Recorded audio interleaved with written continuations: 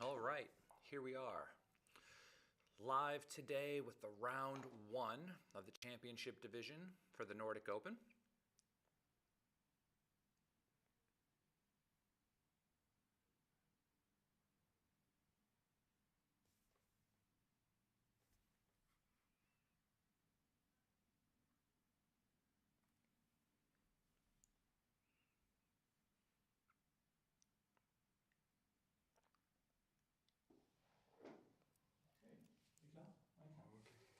Good match. We are now live. We have Mads Andersen from Denmark playing Daniel Rosenberg from Belgium. And our first round match today, Mads Andersen, of course, a very well-known player. And we are playing a 17-point match.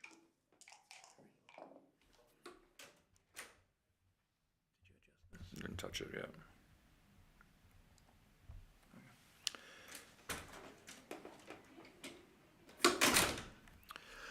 All right, and 4-3 should definitely come up with both.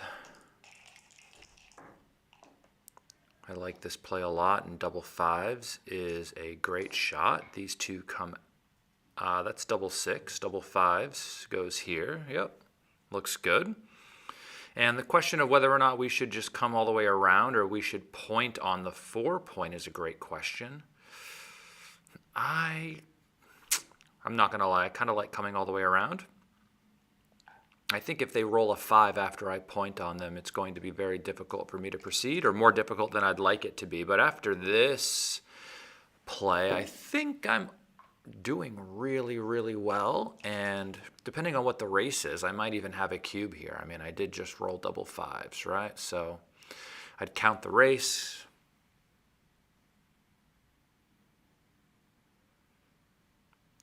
So 120 minus 6 is 114.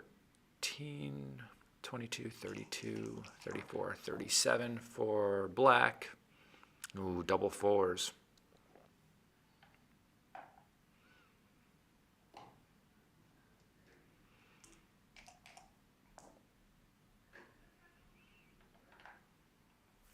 And it was 48 for the other side, so he was only up 11. He wasn't up enough. He just rolled 16, though, and his opponent just rolled a 5-1, so I think he's lost his market there.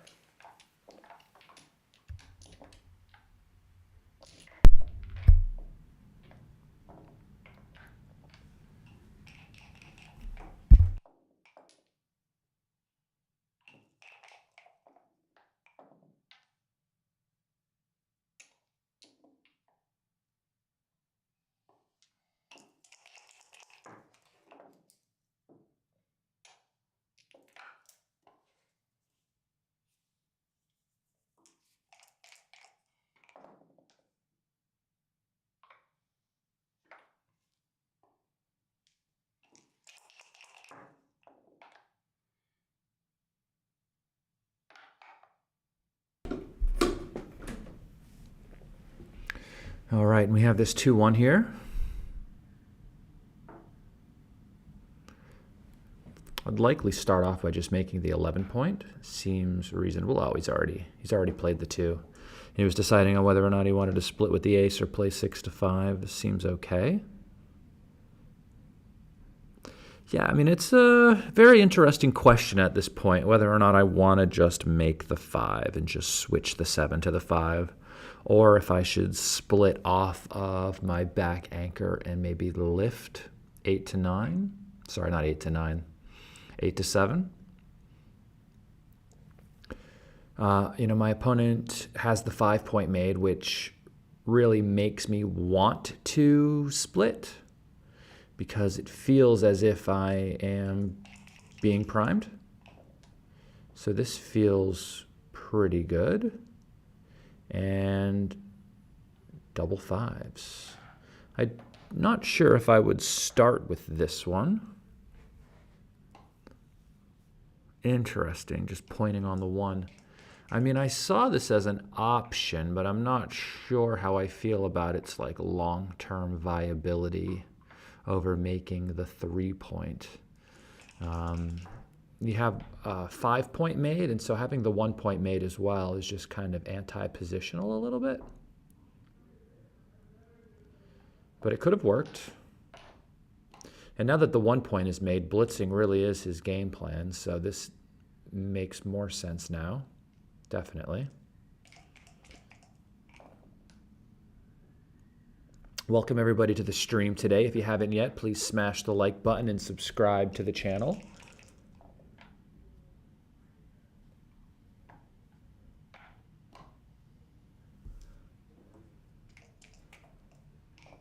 I am your host. My name is Justin Knoll. I am a professional backgammon player from New York City. I now reside in London. This 6-4 is interesting. Of course, the first thing I see is that I want to run and make the 11-point from my anchor, but that could go wrong. But all of the other plays look a bit funnier. The only other thing I could do is maybe attack on the 1 and just play like 11-1 hitting, but that's a bit funny as well.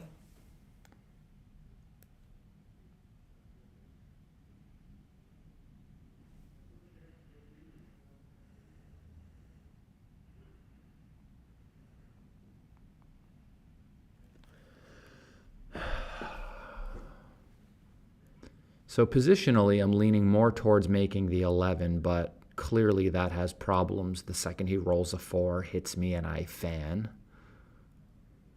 Huh. That's an interesting position, isn't it?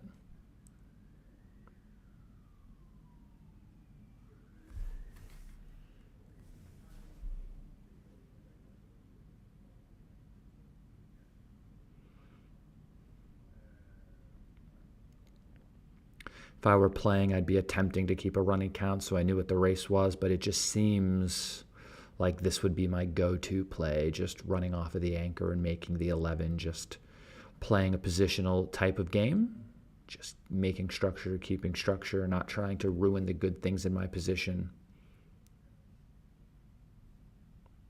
And if he rolls a 4, he rolls a 4, you know?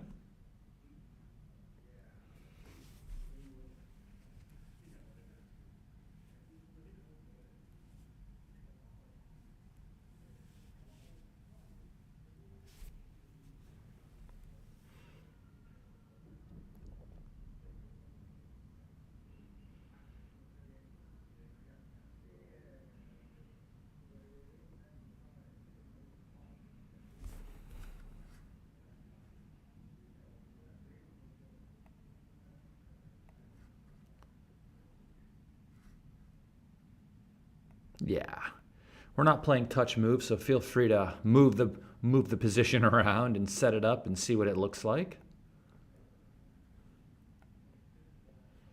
I will just toss this into XG while we wait for a decision. I believe Daniel Rosenberg is submitting this to BMAB, so he wants to be correct for sure, right? These are things you're interested in.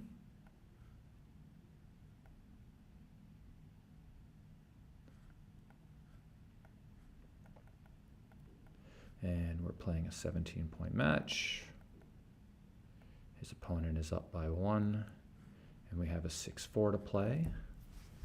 And he's only down 1 pip after the play. So yeah, making the 11 is correct by about 6% over the other play I suggested, which is hitting on the 1 point.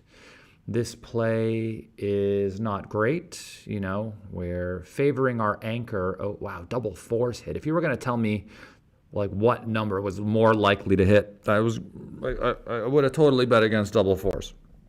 Not sure I would have even seen double 4s hit immediately, but after I rolled it, I would have noticed it immediately. And, you know, I guess you would have been extra in trouble had you had you made the best play, because double 4s would have closed the 4-point, and this game would be over. And this game is not over now. This game is far from over. And yeah, going to the 1 or coming out is an interesting decision, because, I mean, coming out has the problem that you could, of course, get hit, but it does put some control over the outfield. So if he tries to hop out with his back checker and you're missed, you could catch him and send him right back.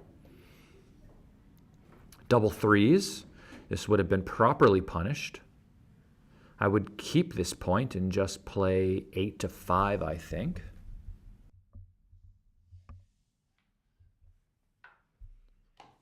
Yeah, I like this, and in order for white to have a chance in this game, he's going to need a good number to blitz. This is not a great number to blitz, but we should come out with the 5, and I would just cover the 1 point. This is the only way forward, actually. Anything else, like what are you going to do? Come around and swing around and give him a 6 to hit you? Just come out with the 5 and cover the point, and hope your opponent doesn't double.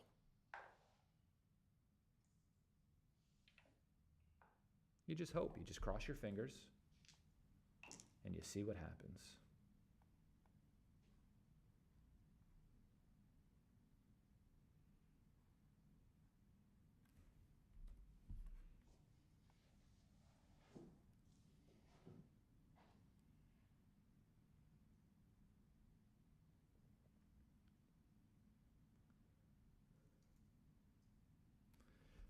We have someone saying the checkers are, the checkers are a big improvement over yesterday. This is a fantastic new, I believe, a newer design from Backgammon Galaxy. I quite like this board, actually. And the dice that are being used today are new from Backgammon Galaxy as well. They are their version 2 precision dice, and they're like anti-glare. They're available on the Backgammon Galaxy web shop right now. I don't know how they did what they did to get them produced this way, but they have the opaque dice that don't have the glare on them. And they also have the dice you can see through that also look frosted. Well, this is not a great shot. Wow, 4-6, and he has to slot the deuce. Now he crosses his fingers. He doesn't get with a 4. And so they show up much, much, much, much, much, much better on the stream. As you can see, we can see the 4 and the 1, and there's no reflection. These are brand new dice provided by Backgammon Galaxy today. The new gear came in today, so that's fantastic. Yeah, this is a good time, I think, to clear that outside point, because if white enters, you're going to have trouble clearing that point.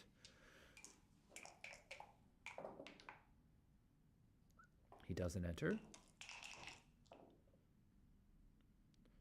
4-2. This is the 4, and the 2 should just come in from 8 to 6.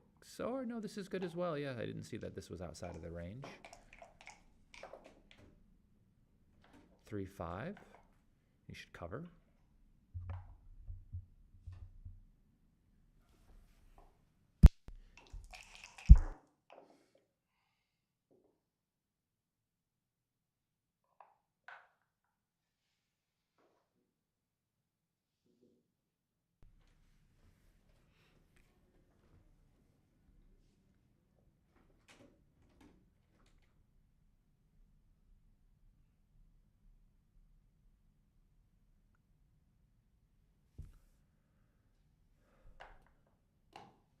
I like the other one. I like playing 6-2 better. I just think,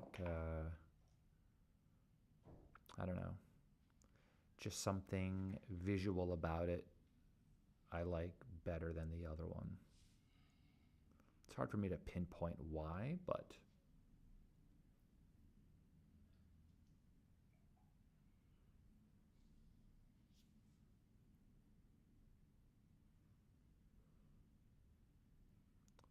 yeah, it's match 1 today. It's funny how things can change from day to day, but we'll get the settings hopefully perfected shortly here, and then we'll keep that running for the rest of the day. We have a lot of streaming today.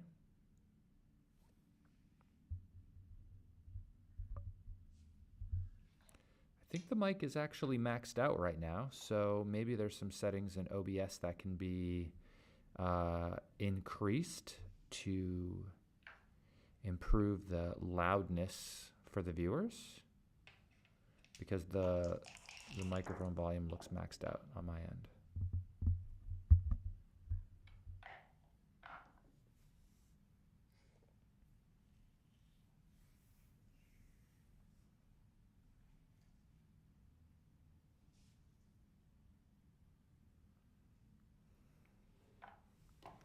I mean, if I were at home watching this, I would mute me.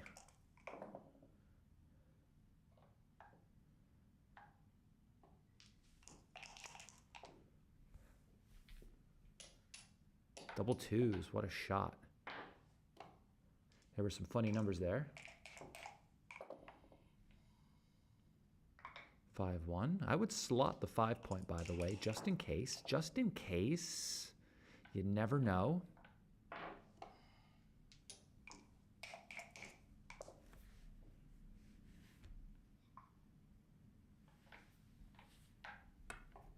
There he goes. Slotted the 5. It's necessary because you never know. You never know, right? I mean, look at this. And here we play 6-1 just to prepare for clearing the 6. He'll have less bad numbers this way by playing 6-1. I know he wants the gammon, but I would also prefer to win. And now he'll leave shots with 6-2, double 6. Ooh, that's a 6-2, but that's not for him. That's for his opponent.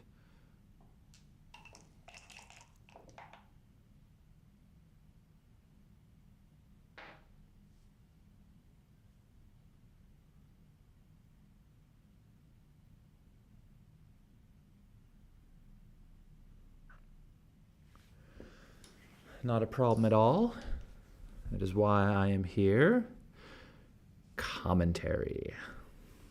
Try to keep this light and interesting, borderline educational as well, but most importantly, hopefully entertaining. We want everyone to stick around for as long as possible. I don't want to bore you to tears. His board is ready. 6-3, okay, great number. Able to clear the 6, and then next step is to clear the 5, double 4, so he has to leave with 1. Yeah, that looks like a good roll and a good play. Double 2's okay, and we clear the 5 point. Now it looks almost impossible for Mads to lose.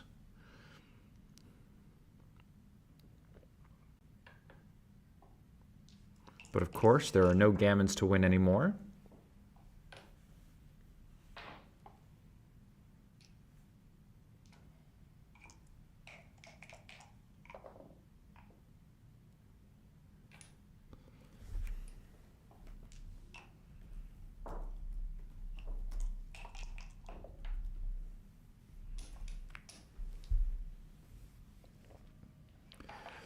All right. 3-0 lead and a race to 17. Early days of these 17-point matches. This is a good opportunity to get some long match practice in before any of these players decide to come to Monaco in July, and those are long matches as well, so getting used to those is important. Yeah, 4-3, 2 down is great. That is the best play for money. And trailing in the match, it's probably the best play as well, even though that's 2 3s. That's illegal. That's illegal. Can you stop them? That's illegal. That's illegal.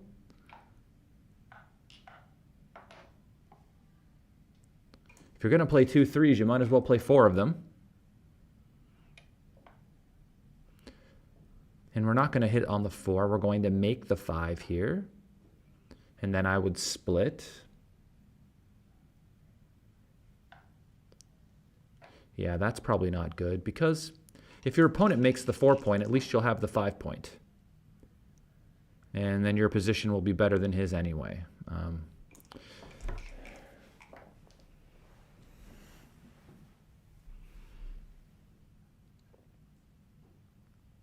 I'm not sure if making this anchor is better than making the 10, by the way. I don't see any real threats from black at this moment, but now there's just a ton of outside shots. And if you're going to make this anchor, you could lift the blot as well if you wanted. That might be reasonable. He can hit outside. I don't know if he sees that he can do that. That might be a reasonable play. You could advance your anchor and do this if you wanted. You could also hit outside, which is interesting.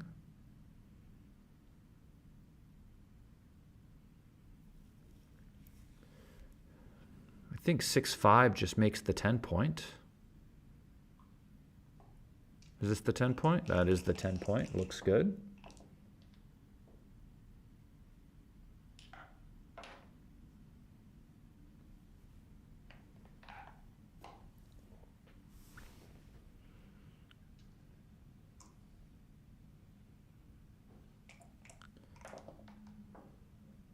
Four, 6 is a great shot. This hits 2.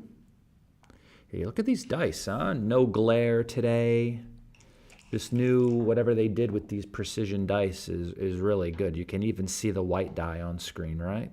Normally you have to use all black dice, but the white one shows up as well. That's pretty perfect. Pretty perfect.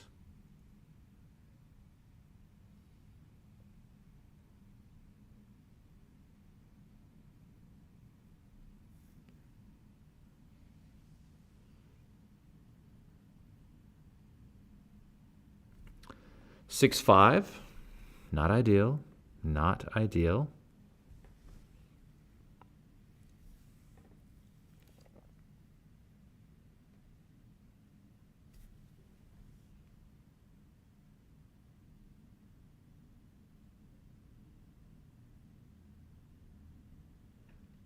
Apparently, Mads Andersen is a former world champion, someone says in the chat, which is amazing. I do not know, have a historical knowledge of, former world champions. I barely have a historical knowledge of my own family tree.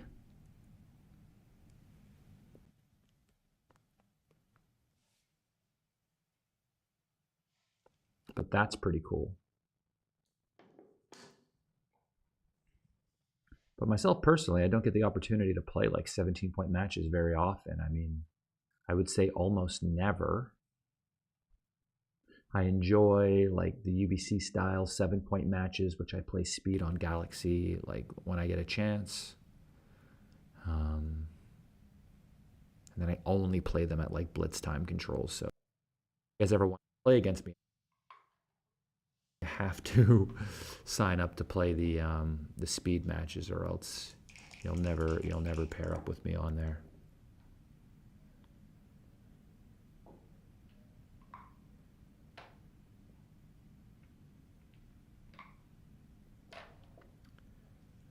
Someone's telling me he won in 2002. Okay. I don't feel so bad then. I don't think I knew backgammon existed as a game in 2002. I just finished high school in 2001. The only thing I was thinking about at that time, no, never mind. I won't say this joke. We'll leave that one for the for the edit. Leave that one on the cutting room floor.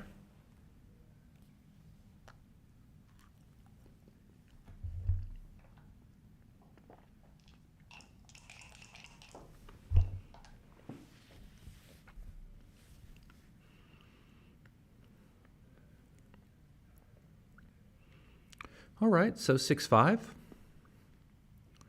I think there's a pretty good chance we can make the outside point and then potentially hit loose on the 3. Is that an option, or should we just keep the 8? I'm not really sure of the race, but I don't feel great about just letting him run. Would have been hit either way. 2-6 slots the 4-point.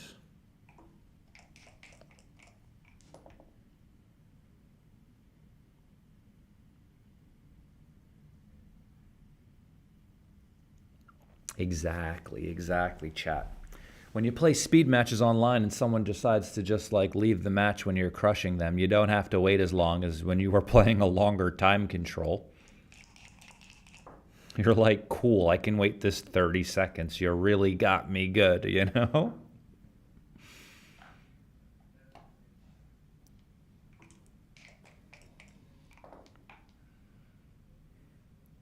4-2 is a great shot. Those points were really stacked, and that was the best place for them to go at the moment. He'd love a number like 5-3 next, or 6-4, or something that makes the next point in line, or something like 6-1.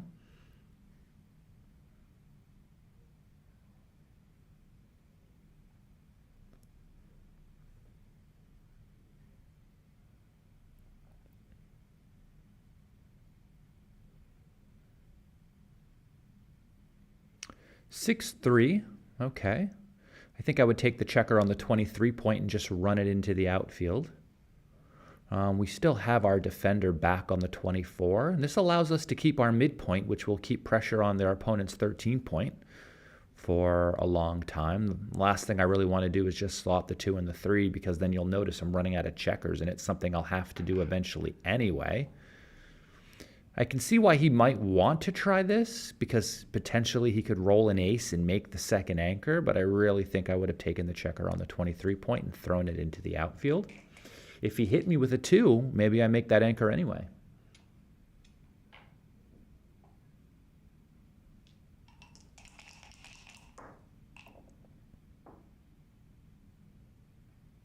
Well, he got what he wanted, which is that double anchor.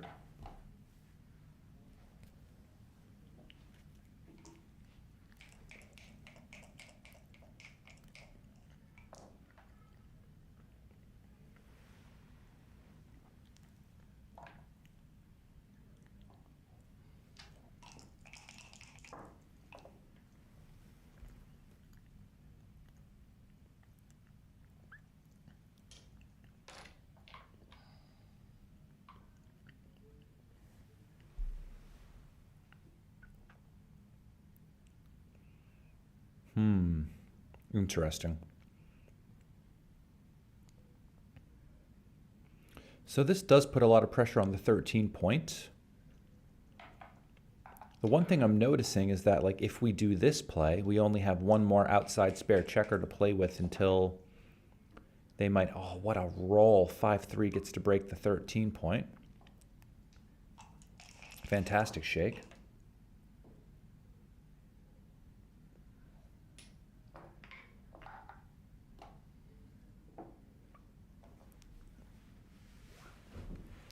What is the race here?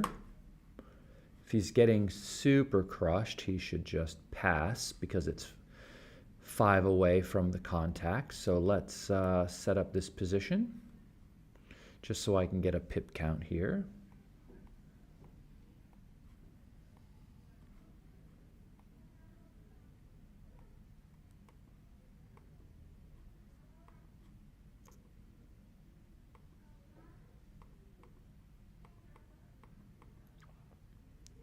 He is currently losing this race by 22 pips.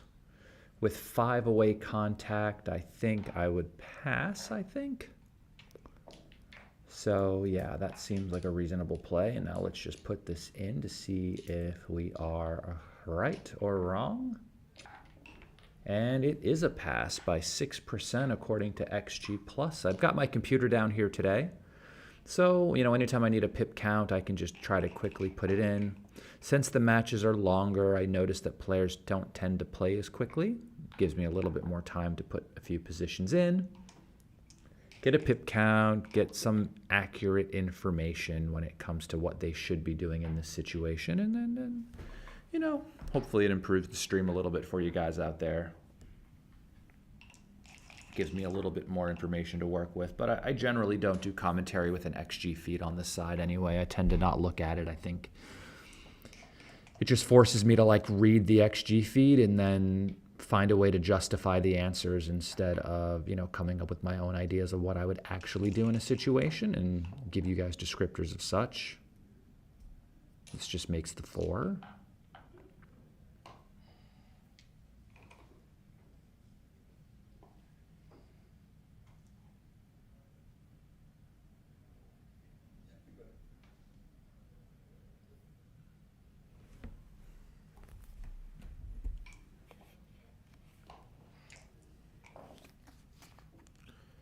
(6-1), all right. Okay.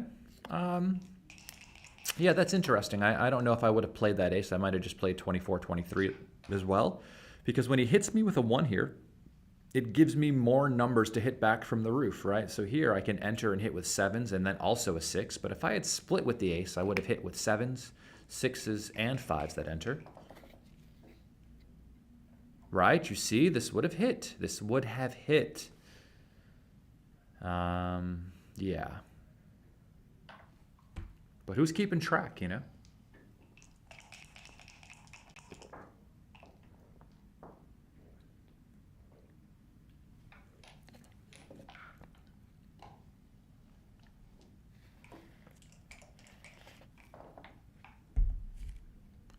Three one, fantastic shot. I mean, it's not as good as maybe hitting, or that anchor would be nice a little bit, but I think making the 5 is probably better than the anchor, unless your opponent rolls 5-3 next. 2-1, that's a great reply. This gets to make the 23 point.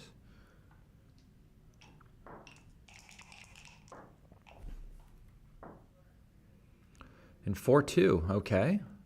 So here's the 4. Yeah, that 2 is reasonable. You could also think about 2 down. It does give a few more shots, but it does give you a few more numbers to also make the 7 point, which is like a really, really, really sort of locked down point to make. If you're able to get away with making that, then you're doing really, really good. But maybe it's not worth the risk, you know? Maybe it's not worth the risk. An additional 5-4, an additional 6-4, an additional 6-3 is a lot of numbers, and maybe you don't really need it that bad.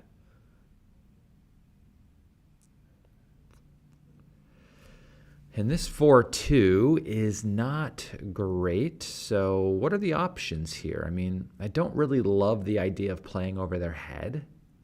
We could, of course, just make the 4 point.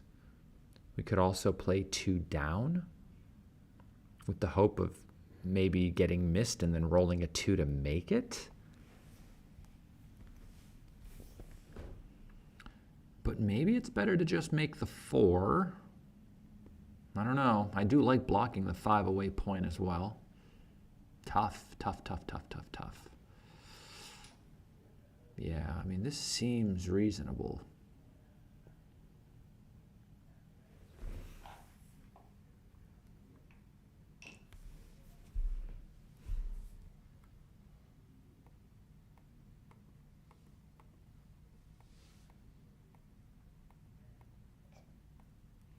And he doubles.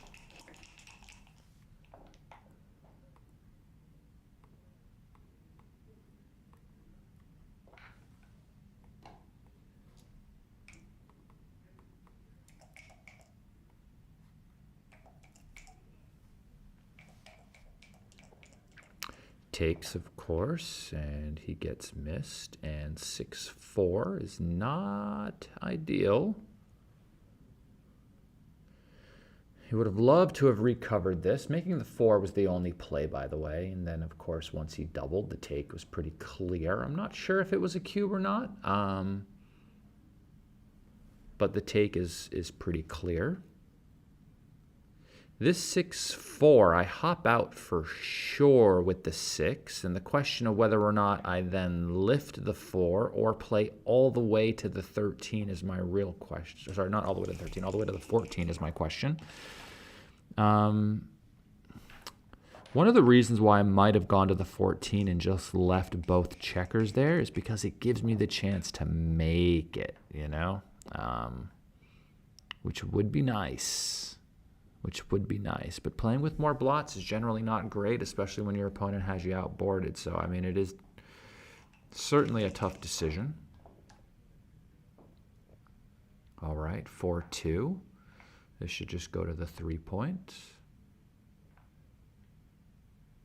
Yeah, there's no better 2, really. You want to keep your diversification. Wow, I don't understand that. Now you don't have, there's some funny numbers. This is a great shot. This makes the 9 point. Puts a broken 5' in front of him. Gives black extra chances to break. Okay, they roll a great number. White would love to roll a 6 here. That doesn't do it, but it is his best non-6 roll, I would say. Wow. Whoever rolls the littlest seems like they're going to have great chances here. 6, and he gets to hop the prime. This is what he's hoping for. 6. Not sure what he's thinking about. Maybe he's just getting an assessment of the race. But if you don't roll a 6, you're in some trouble. 2-1. All right, so I guess we just break the 7 point. Keeps our position pretty well diversified, blocking that largest point away.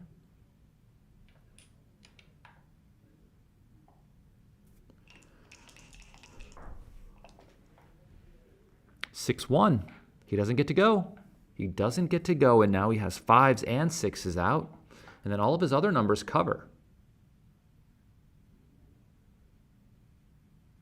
5-1 covers, 5-3 covers, 5-4 covers, something at least. 6-3, nice. He gets to cover and hop out. Okay, this game turned around. 6-1 again, just the ace. I'm not sure we have enough for a redouble yet.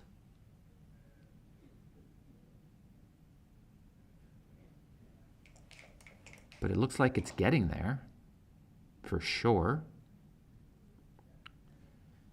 So this 3 is only 6-5.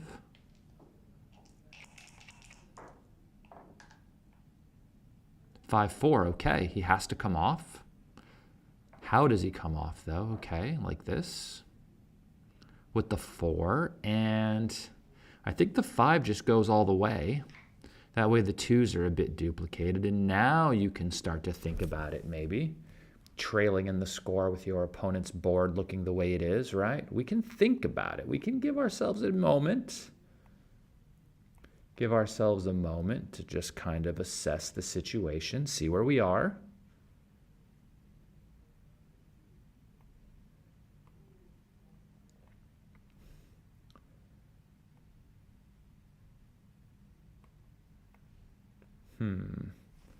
What would you guys do at home? He is redoubling. Okay. Yeah, I mean, it doesn't seem crazy.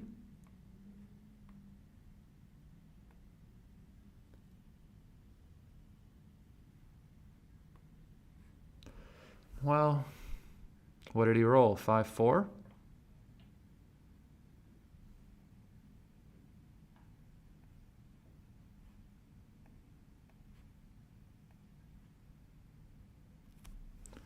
Yeah, I mean, is that really crazy? He's down. How many pips is he down here? I mean, it looks like he's down a ton. Wow, he was down 34 pips? Okay, never mind. No, the double was not great then. This 6 has to hit, and the 4 comes in. Yeah, I mean, down 34 pips. Guys, is a 5-point board on the other side. Yeah, that's just a bit too much, actually. If the race were close in some respect, of course you could give it then, but being down 34 pips, you could just miss, right? Or the guy could roll a 3 right now. He does roll a 3, and you are in some serious trouble. This could be a very quick match. I suggest not fanning. 2-1. Well, huh. I mean, my first thought is, do we, do the thing with the banana split here? Feels like letting our opponent roll could be death, but maybe getting hit with 20 numbers is also death. Otherwise, we're just going to come closer with the other ace.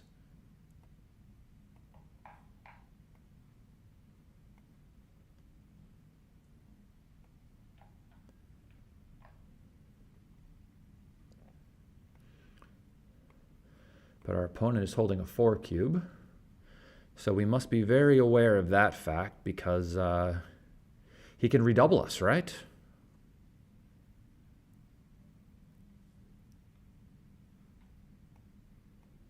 So what play can stop the cube? Can any play stop the cube?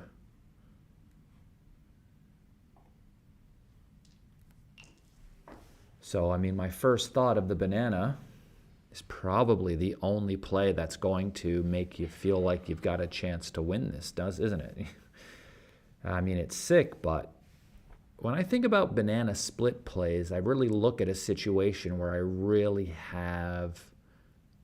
where my opponent really doesn't have any other rolls that allow me not to die. Does that make sense? Like, if every time I just let my opponent roll, I'm going to die, well, then I might as well hit him, because at least then he has 16 numbers where he dies, right? The numbers where he fans. So if you're damned if you do and you're damned if you don't, you might as well do the thing that gives you at least some favorable outcomes. Because here, the only good outcomes he has are numbers that keep him trapped behind that mini 3', right? The 2 1s, the 3 1s, the 2 2s, the 3 3s, the 2 3s, these sorts of numbers, the double 1s. But every other number, which is more than those numbers, he's in trouble. So he only has 9 bad numbers here. And in the other way, he has 16 bad numbers, right? So more bad numbers, usually better. That's all I'm going to say. That's all I'm going to say. More bad numbers for my opponent, usually better.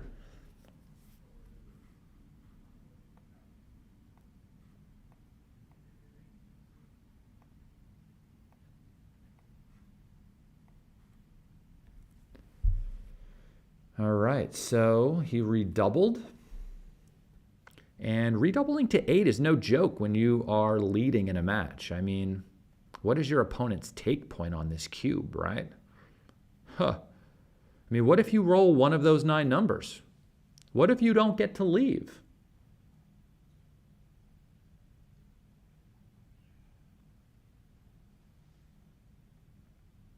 What if you don't get to leave?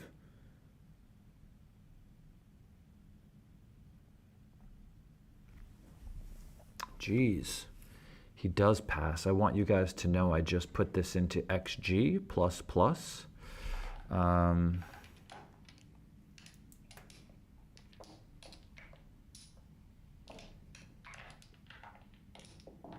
it says it was a redouble and a take. BackgammonGalaxy.com is custom made for the backgammon community. Download our Backgammon Galaxy app for free and become the next Grandmaster.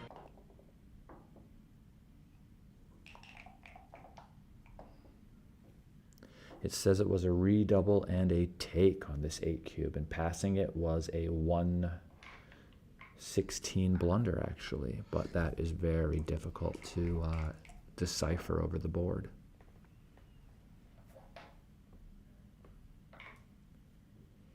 Yeah, and by the way, smash the like button and subscribe to the channel. What did he roll? 6-4? No, he's supposed to hit and then split with the 6-4. So here's the trick in these opening positions, right? If somebody splits to your bar point and you roll an ace to hit them, right? 5-1, 4-1, 3-1, 2-1, the other number comes down. If you roll a 6 to hit them, the other number should split. Basically all the time.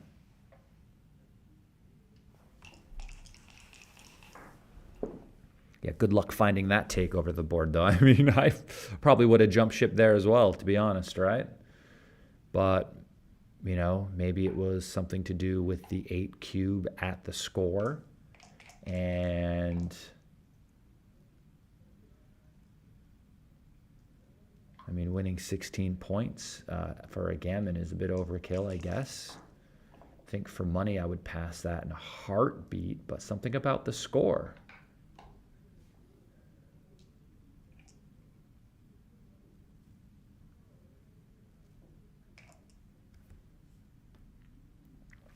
That is my YouTube channel there, Justin Knoll Plays BG. Feel free to go check me out there. Follow me on YouTube and subscribe to the channel. If anyone is interested in backgammon lessons with me, Justin Knoll, please feel free to send me an email at justin@backgammonuniversity.com. 1-6. Yeah, this seems reasonable.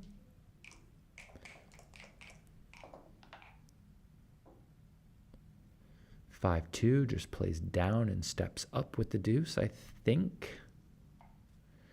Seems like the game plan, just trying to escape. The only other two that I thought was possible is playing 6 to 4, but that might be a bit big.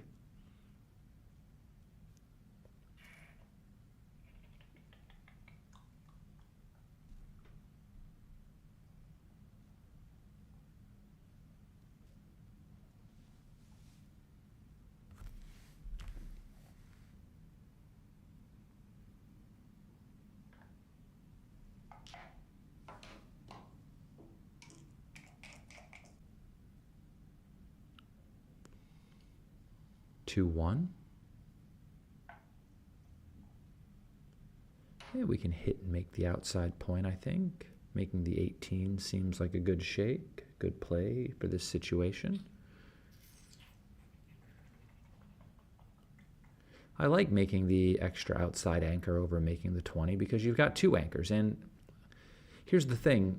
It looks like you're getting destroyed in this race at the moment. So having the deeper anchor from Black's perspective might be good for him anyway because it increases the contact zone, right?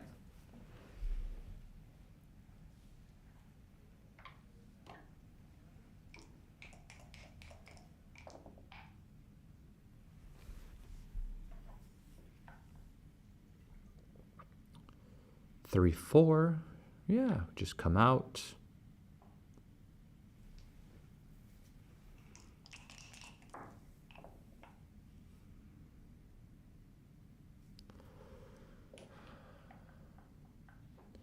Just makes the 4. I'm not sure I wouldn't just hit, to be fair. I don't really just want my opponent rolling here. There's a lot of good numbers for them. One that escapes the last back checker. The other ones make inner board points. And now White's position is really, really flexible to try to make those other inner board points. Then we just play the other 3 down and keep the contact from the 18.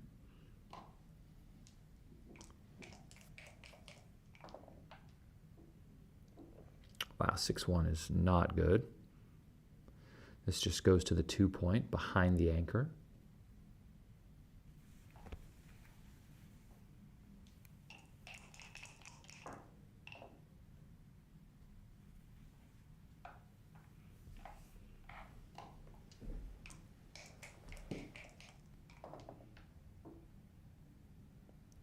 Double 6. Probably one of the worst rolls on the dice. I am hard pressed to think of a worse number than that. I know it doesn't leave a shot, but I would have preferred to have left a shot somewhere than to have done something like this to my position. How on earth do you expect to bring this home now?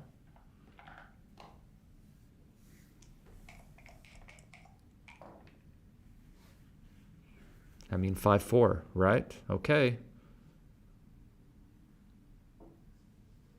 You are in trouble. We see it. So, what play leaves the fewest shots? I mean, we could slot the 5 and play 6 to 1.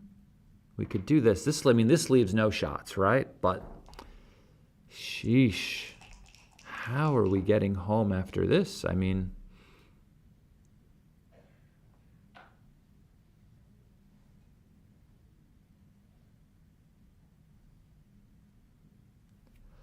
guess, is that really what we're doing? We have 1 more to play. If we're going to do this, I would play 3 to 1 and just come out with the other one from the deeper anchor and just hold the contact from the 18 point.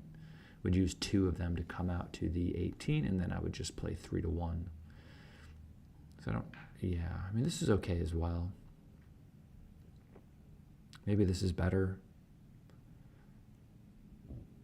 But in my variation, I would get to keep the 5 point, and the gap would be on the 3, which I don't know why I prefer, but I do like it better.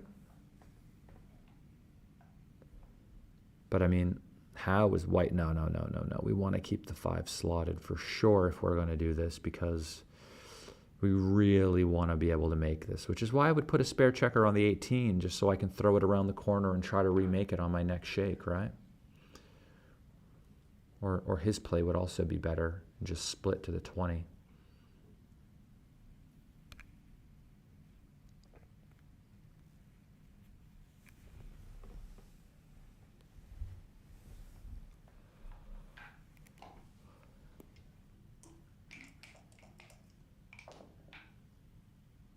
Double twos. Well, this is one way to bring the game home. We get to bring everybody down from the 13 point. It's a fantastic shot. The only way you do get to bring this game home is by rolling doubles.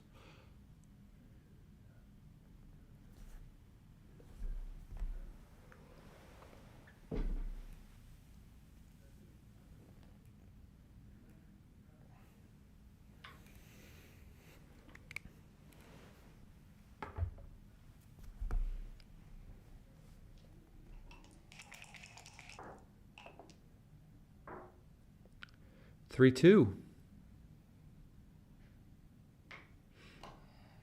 Okay.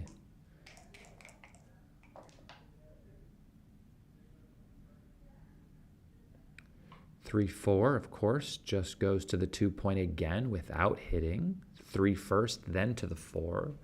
Then we play the 4 to the 2.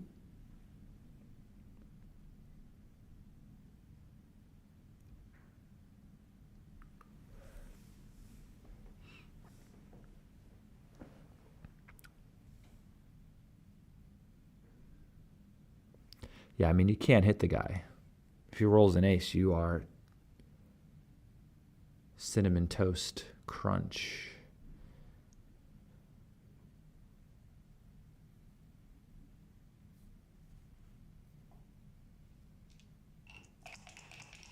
You just have to hope for another double.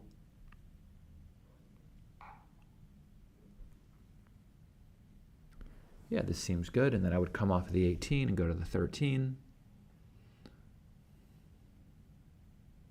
Don't think it's really helping all that much keeping him there.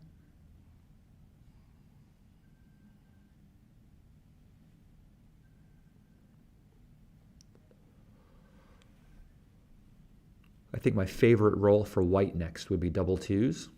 That would be hilarious.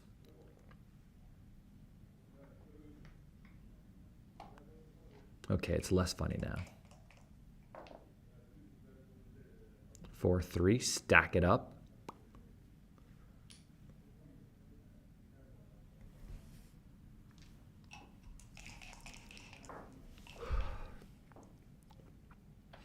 Double threes, so the board is prepared.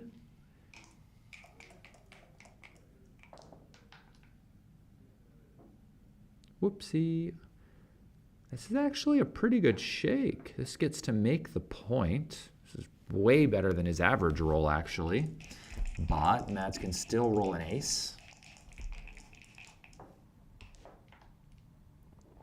4-3 though, no. Yeah, I like this play.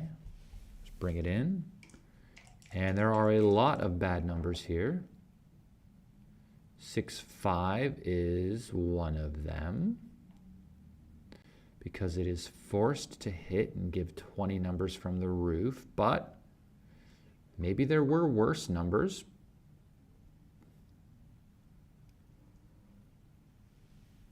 But maybe not. 20 numbers seems like a lot, but if we have to think about from the other side,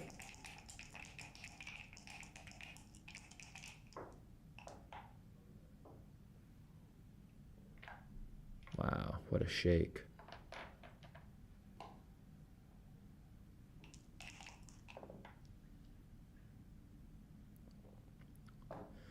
And now the gammon is on. He probably wins more, depending on the distribution, but he probably wins more than 40% gammons here, I would say.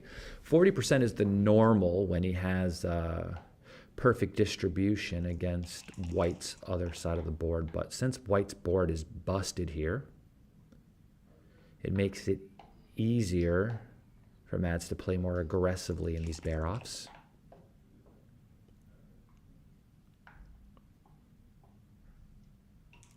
Hello, welcome everybody today.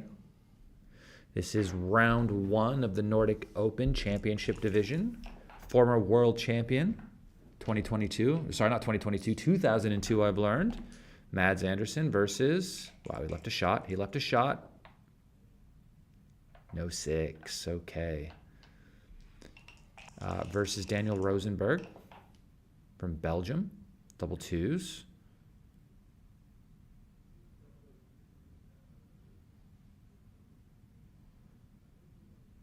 I mean, I guess we only take 1 checker off, right?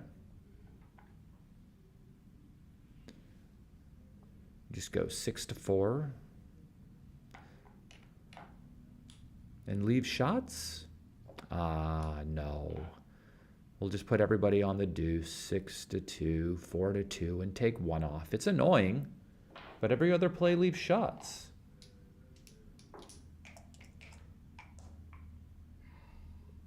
And if I leave shots and my opponent hits them, I could lose. I don't want to lose. Double 3s is great, really fast. Okay, so now it looks like black will be off in 4 rolls, and the question is, can white get in and around the board in 4 rolls? And he can't. Double 2s, this is terrible. Double 4s is the best.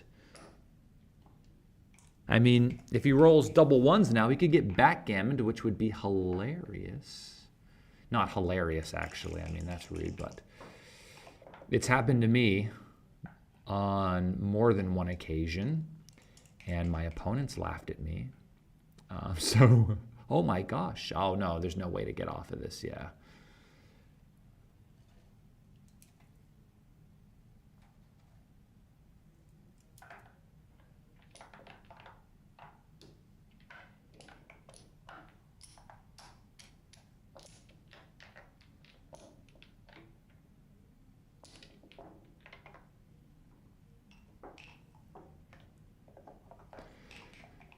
Yeah, I mean, if you're leading in a game of backgammon, right, and you're a big favorite in the game, boring does sound good. But if you're the trailer in the game and your opponent is just, beating you in a game and he just gets to roll doubles and bring it home, that is just crushing, because all of your hopes, you just think he's just going to leave a shot, you're going to have a chance to win, and things get interesting, and then all of a sudden nothing happens, and you just feel like, wow, that was a waste of an opportunity there. Double 4s, points on him.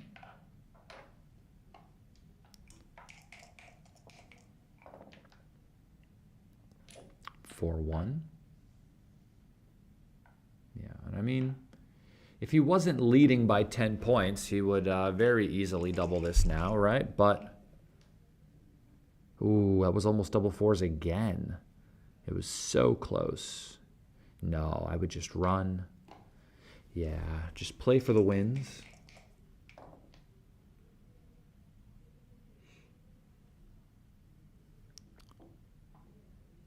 Yeah, I mean, I'll never forget the, 3-point board my opponent has. I'm on the roof with 1 checker, double 3s.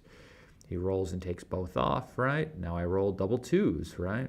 He takes those off. Now I roll double 1s, right? And I think he actually had 4 checkers left on the 1 point when I rolled double 1s, and then he rolled a double and took all of them off and got backgammon that way, right? I mean, if you play long enough, these sequences will happen.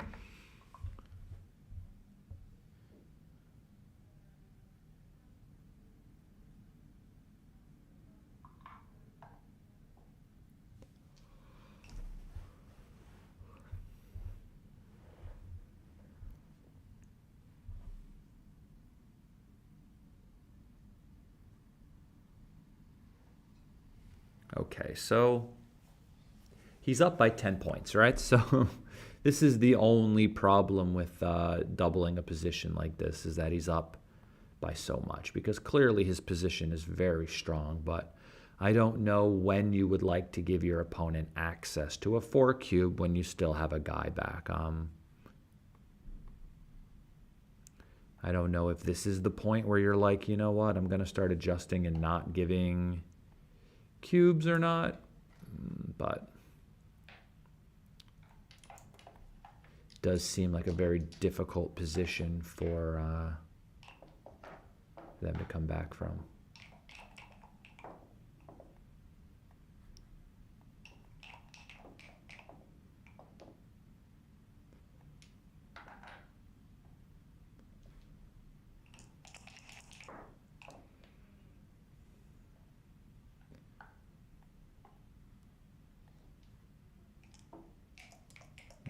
Still a take, by the way. Good cube.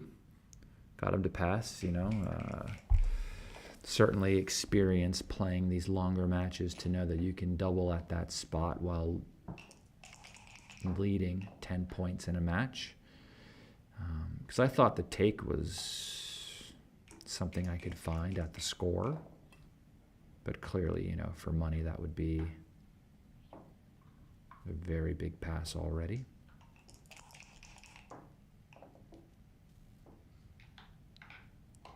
Two, 1.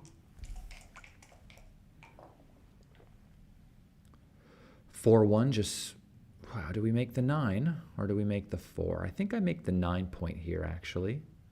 The 9 point is also part of our prime. It cleans up our blot and doesn't create another one. It actually makes a new point instead of just switching points from 8 to 4.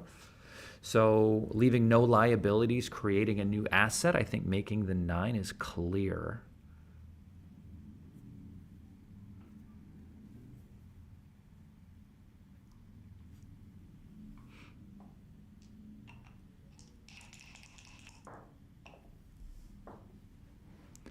Five, 5, so this blitzes.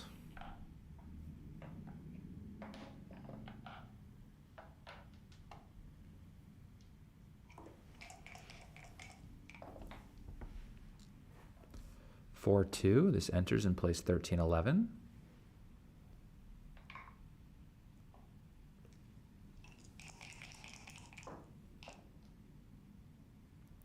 Five, 2. I mean, when should white be thinking about doubling black here?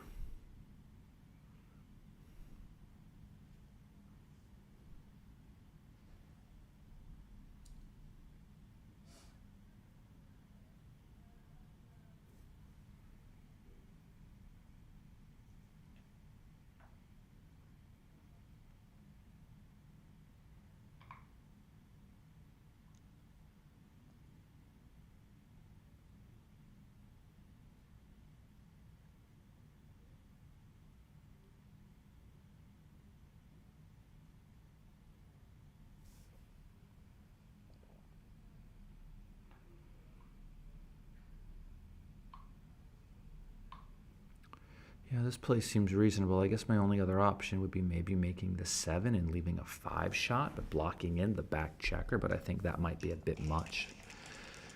I like this play. Just thinking, like, is there a way maybe I could play the 4 down and maybe hit? I'm not sure, but this position I'm going to double now. I'm going to double now. They should double now. I don't like not doubling here, by the way. Wait, hold on. You can make the 4 point. You should probably make the 4 point. I would have doubled, by the way. No, no, please make the 4. 5-5,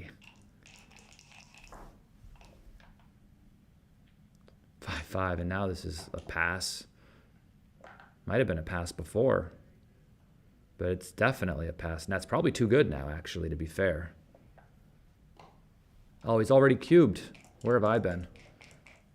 I'm sideways. Just like that die. It's a good thing he's already cubed, by the way.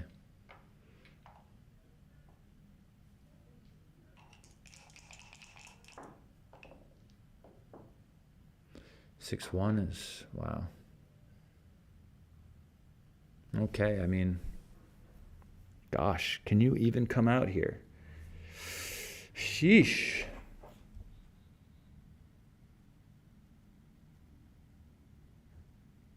It's a really good question whether or not we should just play 8-2. I think coming out might just lead yourself into more gammons. 6-1 just makes the point, of course.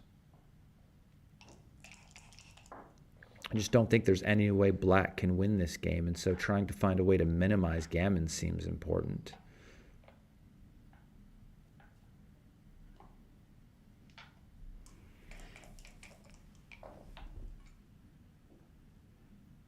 Oh, wow. Look at this roll.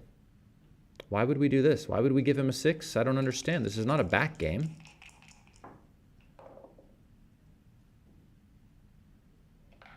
We could have increased our builder numbers without doing that, without giving him a shot. This has to hit loose now.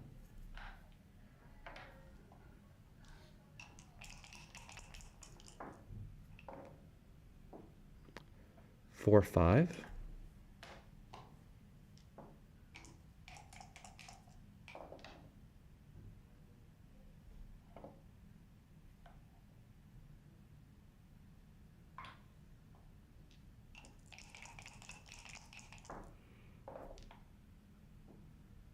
Wow, what a roll, 3-4.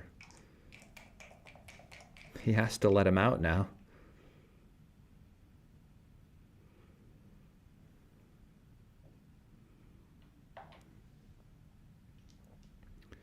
I mean, you can't let him just stay on this anchor, right? So, I mean, you have to let him out, but you want to let him out from the middle of your position. And since he's broken down to a 3-point board, you can start to think about doing stuff like that, right? Here you need to keep that checker back there. And I would do something like potentially slotting the 2-point. Yeah, you can also think about this, but I would like to, yeah, I mean, I would prefer to keep that checker further back just in case he rolled a 6. I could hit him a little bit easier. But you really want to think about breaking plays like the 7-point to give him more numbers to escape with, right?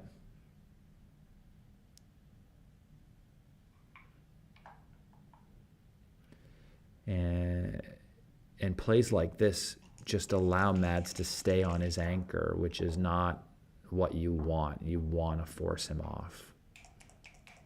So these trap plays are tricky though, but you can see why this is a problem for Daniel at the moment, is because Mads gets to stay on his anchor. And you can see he's looking at like ways to potentially get him off.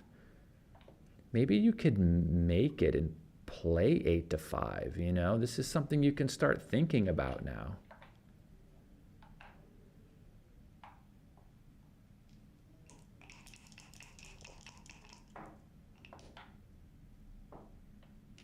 Four, 2. And now we start clearing points like the 7 or the 8 first. I mean, even here, you can think about just going 7-1 and leaving the shot there so you can enter deep once he hits you. 5-4, he's still on his anchor. And 5-5 leaves a shot.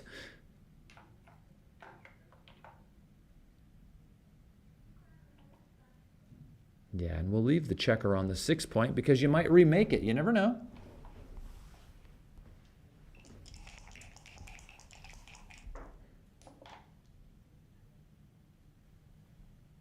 Four, 5, okay. See, now he's off. 5-5 again. This is a much better roll this time. And I would take off 1 and then think about the next one, but taking 2 off seems reasonable. He does have a 3-point board, by the way. He's going to hit you anyway, but you have an extra checker off now. My goodness, could he win this game? 6-5, he has to come out into the contact.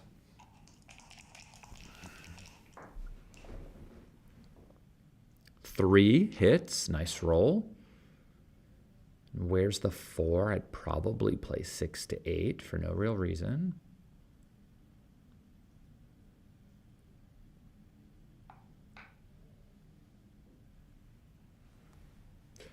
This gets hit with all 7s plus 6-6, so that's 6-1, 5-2, 4-3 plus 6-6, so that's 7 numbers. The other way, I know for sure you probably get with more. How many numbers hit here? The 8s, so 6-2, 5-3, 4-4, and then 6-5. So 6-2, 5-3 is 4, 4-4 is 5. So this actually gets hit with 1 fewer number, right? I don't know. It's early. I need that coffee. I don't drink coffee, but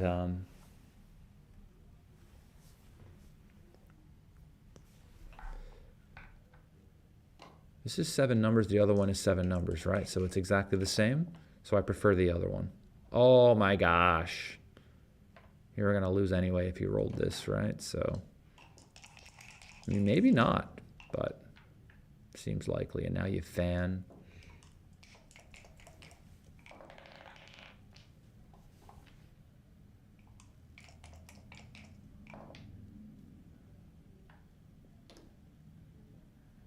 Four, three. No need to leave a shot. You're ahead by a lot. 6-3.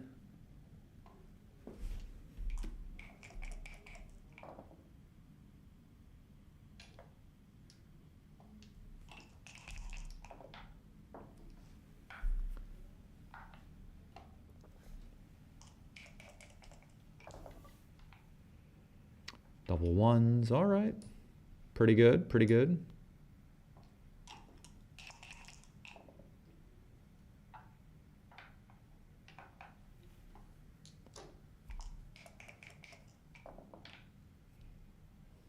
6-1.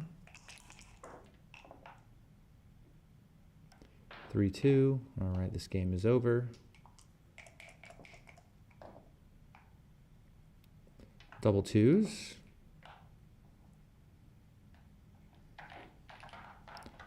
And Daniel has scored some points.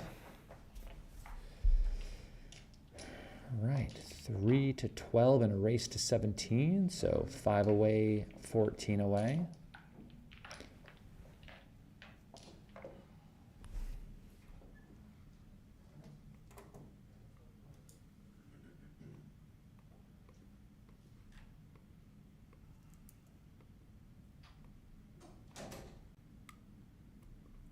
Looks like a good time for a break.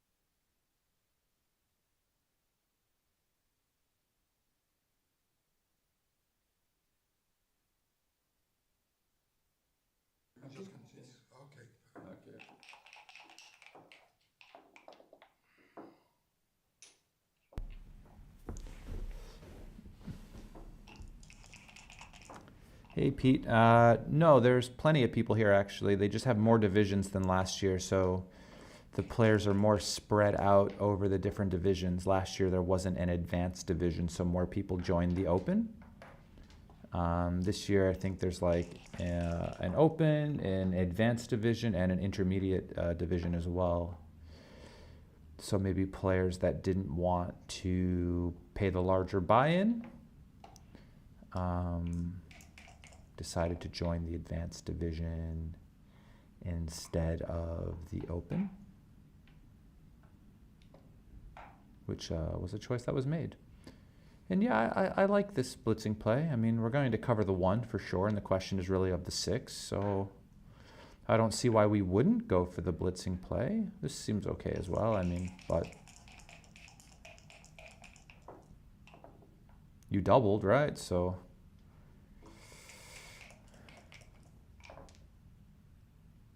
if you don't want to hit, maybe you play 13-7, but it's okay. Seems to be working out. It's funny now, maybe I wouldn't hit the 2. Maybe I would just play 13-7, but maybe I'm crazy.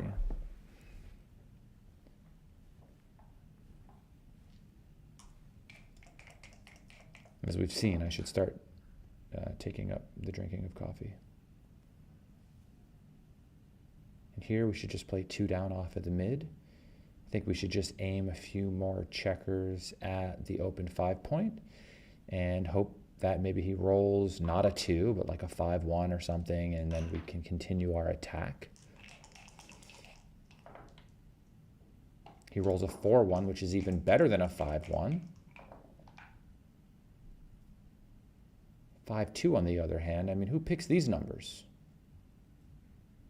Do we have to hit? I mean, is this... Jeez Louise. This is not ideal.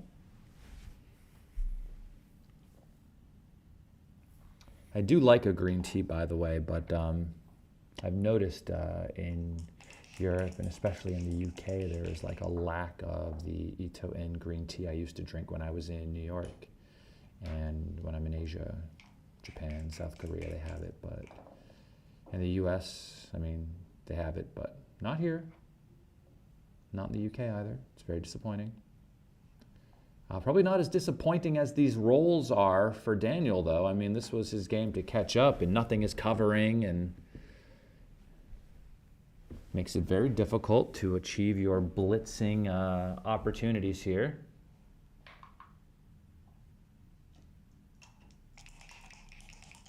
Yeah, isn't it also Easter here as well? It's Easter? Something about Easter? Double 3s. And this also makes the 3-point, and we should make the 3-point. That checker's still going to be there after we make the 3-point.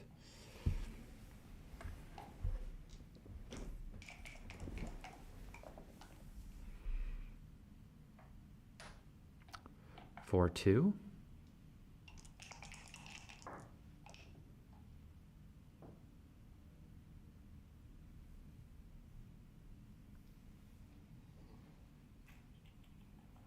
So I think my 4 is going to hit on the 4-point, and my 3 I think is just going to come down. I like trying to move forward like this. I don't think the double hit really has a lot of value. You have 3 guys back. You only have 8 checkers in the zone, so I don't see why we would be attempting to blitz. But I also don't think we can just make a play like 13-6 or anything like that either. So I'd probably just hit on the 4 and then just play the 3 down and just hope to build going forward that way. Knowing that white structure is pretty bad on the other side, you already have an anchor. Things could go well for you, you know?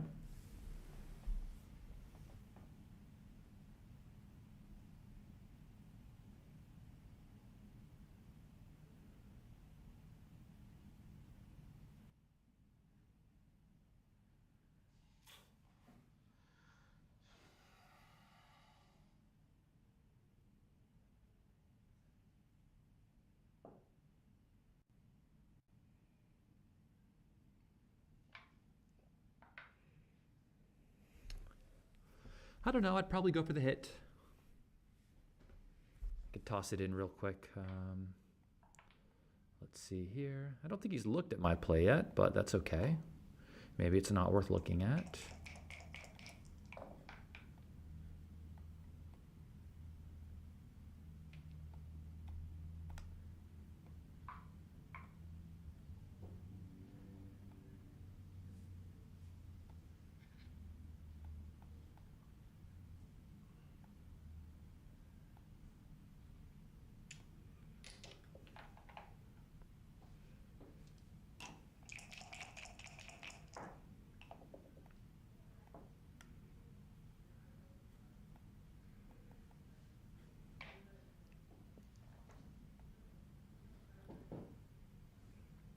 Sheesh, the double hit was the better play, huh? Look at that.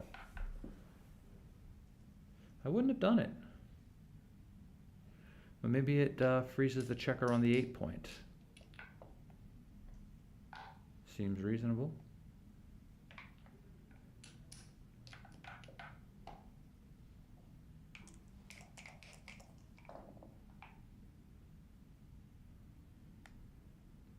Just run all of these at plus and see what happens here.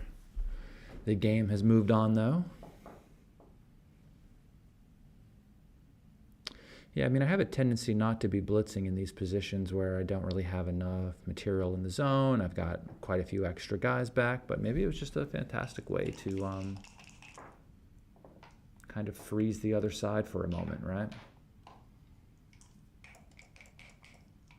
Okay. I'll have to screenshot that, take a look at that one later. It's pretty interesting if you ask me.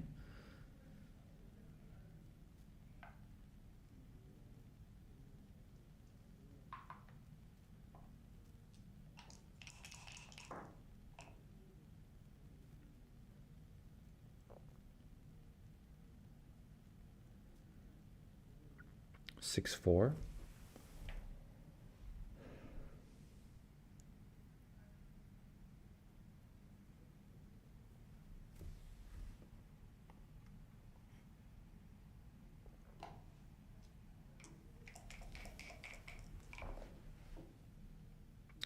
Two, 3 helps to improve his anchor. Would have liked to have hit, but this is a great shot nonetheless. 6-1 gets to make the 2 point. I think it's better than making the bar, putting him on the roof. He might fan, gives you an opportunity to try to escape your back checkers here.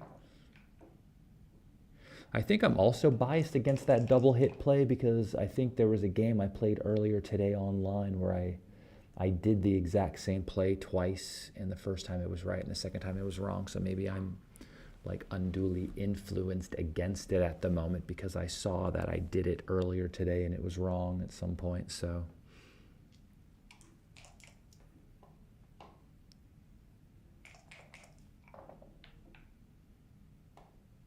double 3s.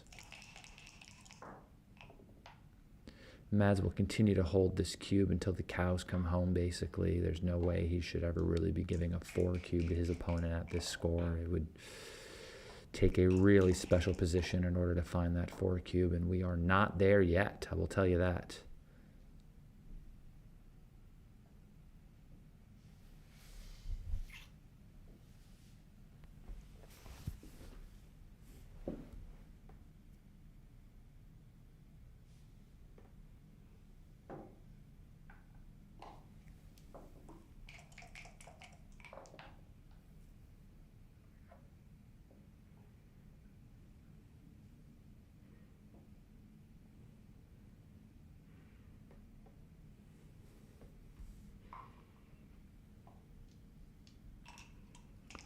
Here's the 4-2.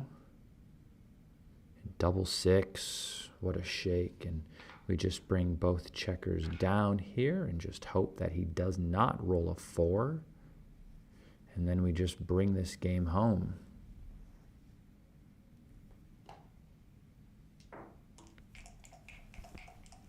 Double 6. He misses there. What is that?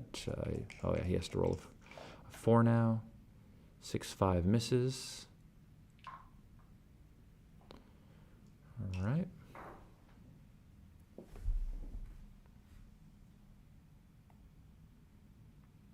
So is this position special enough to be offering this recube at the score? I mean, of course, this is a monster pass for money. So I would first start off by asking the question, hey, like, is there any chance my opponent can take this sort of cube? All right. And we can just assess the race. I'm just trying to count really quickly, see how much we're actually up. And wow, we're up by 47 pips. That's crazy. Yeah. So, I mean, this looks like a good spot to offer a recube, right? There just really isn't much volatility here. 47 pips is a ton. Wow.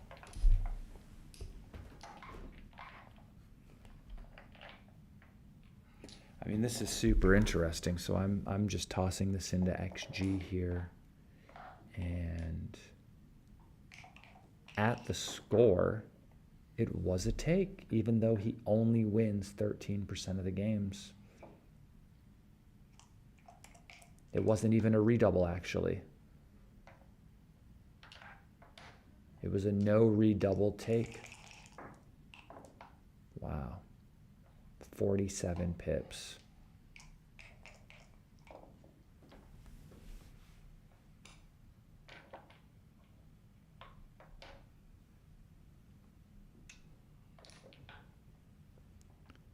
Six.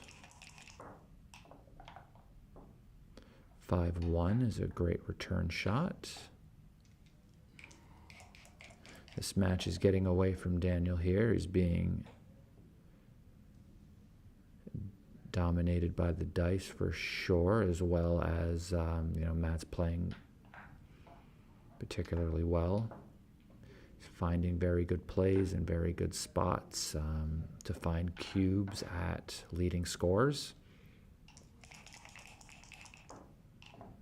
Can you believe this is a 63 no double, that last cube, and a 112 mistake to pass?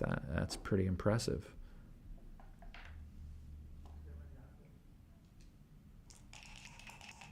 I'm not sure if it's good to make the 20 point there, actually, because it allows him to just play behind him now. Having the 20 and the 18 point at the same time are a bit kind of incongruent. They just don't really work all that well together. So this is good. He should get off the 18 right now and go out to the 16 after making the 11, I think. I mean, you could also make the 4, which is reasonable. I mean, that makes sense as well. But it just feels a bit strange to have the 18 and the 20 at the same time. But it's quite possible making the 4 is just a bigger improvement overall. So I could see that being real. Yeah, I mean, in the last game, he only won 13% of the time, and it was still a take.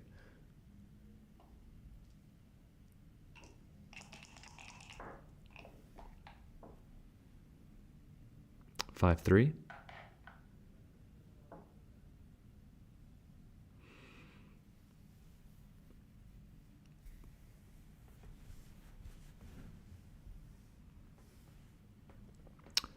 I don't like 16 and 4 as much as the play that was chosen. I mean, I either would have made the 11 and the 4, or I would have made the 16 and the 11. I like blocking the 6s, actually, keeping him from being able to leave with those back checkers with some of his best rolls. I like blocking him in there, playing a more positional style, and not thinking about blitzing him or making the points behind him so much as just keeping him from being able to leave his anchor. In here, I mean, the race is super important. I don't really think you have anything here. I mean, black has the most advanced anchor possible. And as long as the race is close, you really don't have anything here, even though he's trapped behind a 5 prime.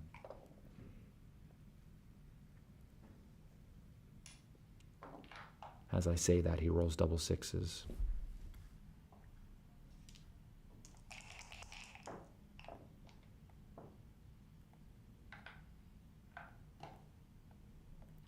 He likely knows what the race is now. I don't. So let me just give this a quick count here.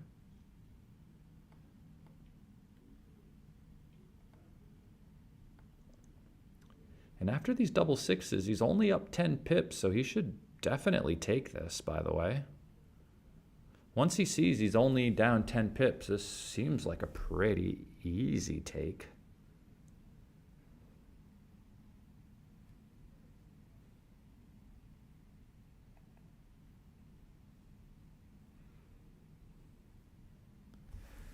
I mean, you're only down 10, right? I mean, the race is 111. It would be a take in a straight race, and there's contact here as well. Once he sees he's only down 10, I think he'll take this pretty easily, I think. So, yeah.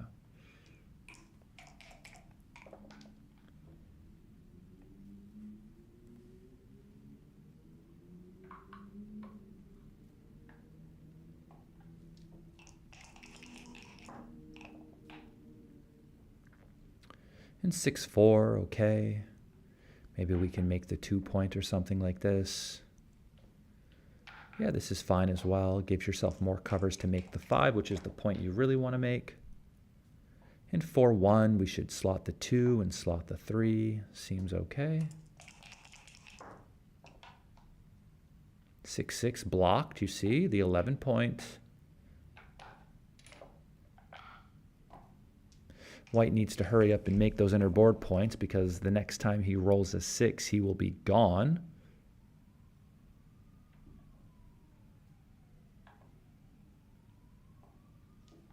6-4, 6-5 forces him to run.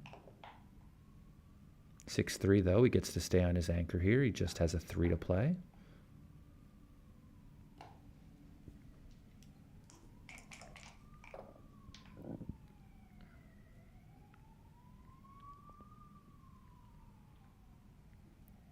No. We just break the 7 here and cover the 2.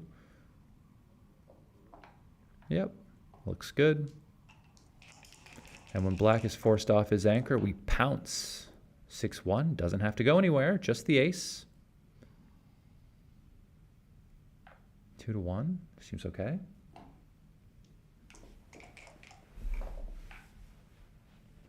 (6-2) just clears the 8 point. He's like, please force yourself off the anchor now. 5-2, we stay on the anchor, put everything on the ace. And now it's possible white leaves a shot first. Nope. Goes to the 1, fills it in. That is an amazing number. Mads hopes to roll the same. 5-3. Maybe you come out with both. I mean, I don't see how you get a shot here. You can be picked and passed, though. I guess this is one way to get a shot. He does this, and then he rolls 6-5 or something. But this is also a way to, like, lose a flute gammon, which you don't really want to do. Yeah, rip it. Maybe it's not good to rip. I'm getting a little aggressive here. 5-3. He had no real gammon chances, but a fluke gammon could have happened. 6-3.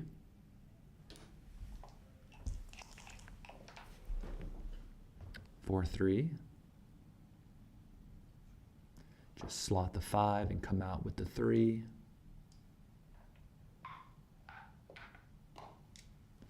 I would have slotted the 5, but I mean, probably makes no difference in this race whatsoever, as black has very little in terms of racing chances to come back in this game.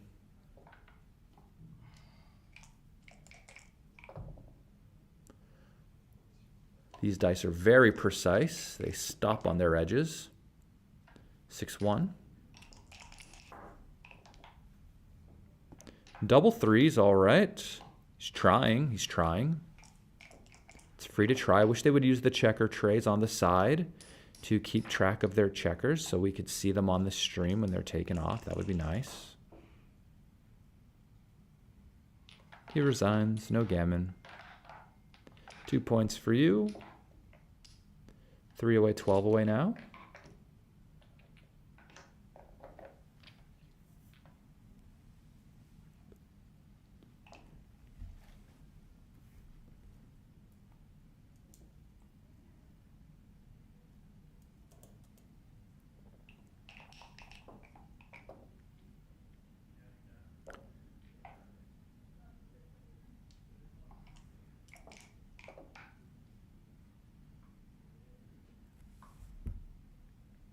4-3. This is the play for money.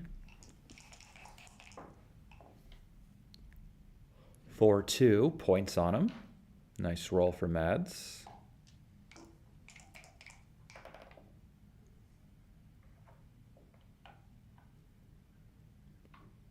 Yeah, I'm not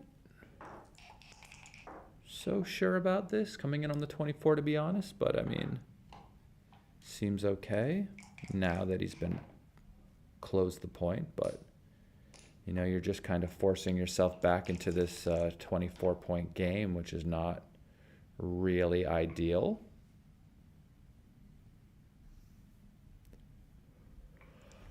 Yeah, I mean, this could be one of those spots where you do play the 5 down. You embrace the contact when you have that really strong board. I know Ali gave a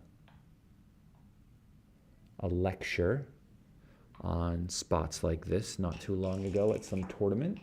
It's online somewhere. I'm not sure where exactly.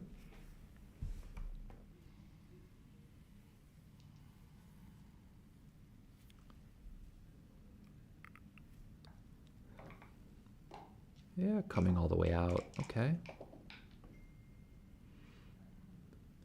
I was thinking about playing the 5 down somewhere, but it's only because there's 6 checkers left on the 13 point, and it seemed like I would really want to be able to use that stack somewhere, but escaping is also very important, and this makes the bar point. Okay, this locks this game up pretty well.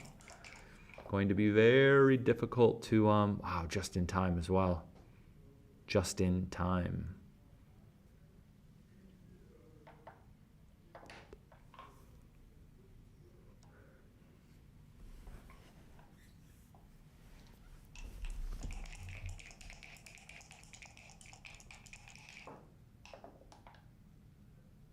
Three, 6 comes in with the hit.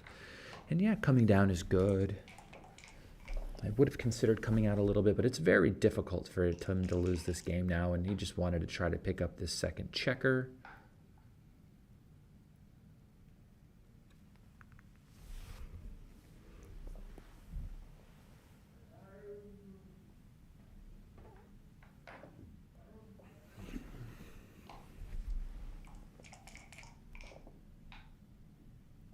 Six fans.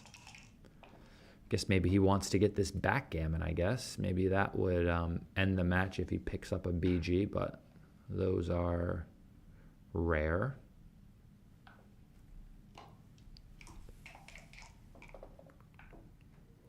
6-5 again, okay. Double 6, he's forced out. The whole play is forced, actually.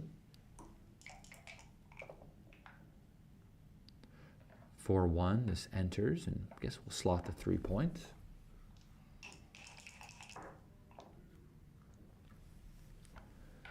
One, and you could just slot the 2. It's going to be very difficult to lose this game.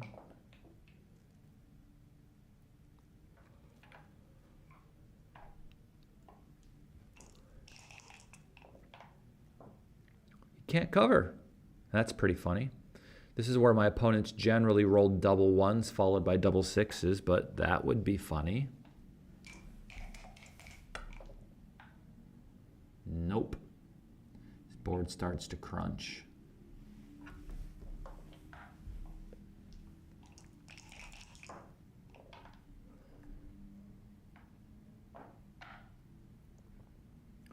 And I would play 5-4 here.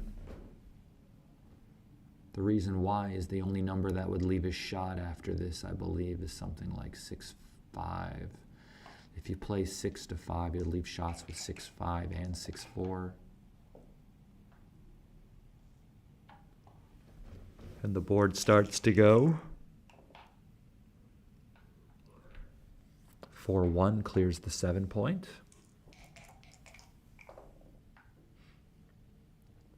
4-3 crunches even more. 6-5 leaves a shot.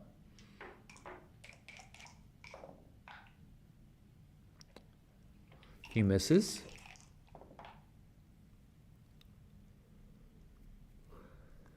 All right, well, there's the 4. That's forced. And I don't think I want to leave it there. 6-4 gets to run all the way.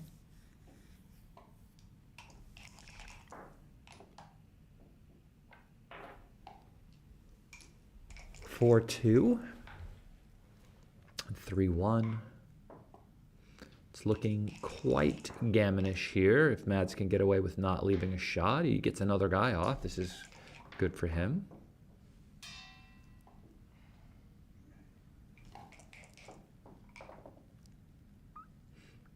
Double ones. Still can't leave with any of the other guys.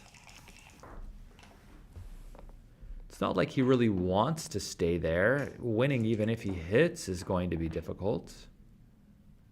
6-4. It's a real question if he should have just came out with both. But I guess not. He does get a shot here, which could help him save some gammons. He misses it.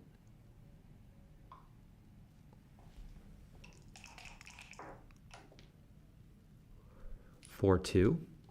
3 rolls for Mads, potentially, to get this. 5-1.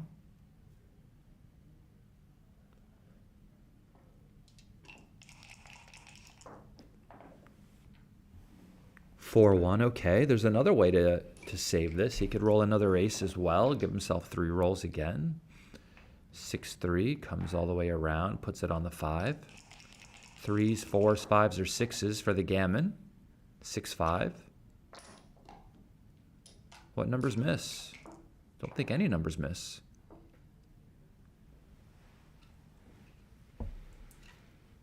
But he still wants to get the decision for BMAB, though, to get off the gammon, right? Don't resign me now. It's my role. That's me. I'm Justin Knoll. I play backgammon. Professional backgammon player from New York City. I now live in London. I teach backgammon lessons online. If anyone is interested, please feel free to send me an email at justin@backgammonuniversity.com. Check out the website. There's pictures of me looking cool. Plus, there is an ebook on sale, the Encyclopedia of Backgammon Reference Positions.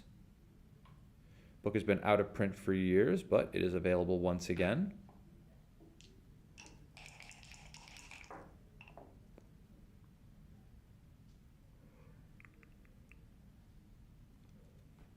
It's split with the ace here. And debatable whether or not you want to come all the way up or whether or not you want to play 13-11. I would generally choose this one, I think. But this makes the 4-point now right on his head.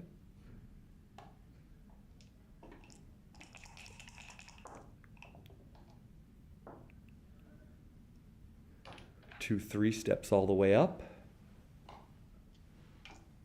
How is everyone doing in the chat? We have 304 people viewing. If you haven't yet, please smash the like button and subscribe to the channel.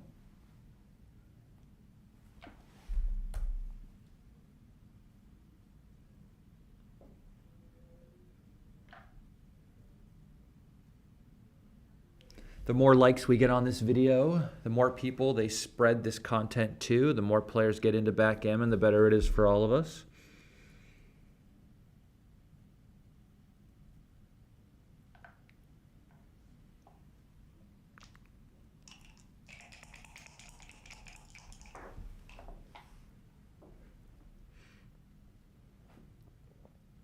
Five, 2 runs all the way to the mid.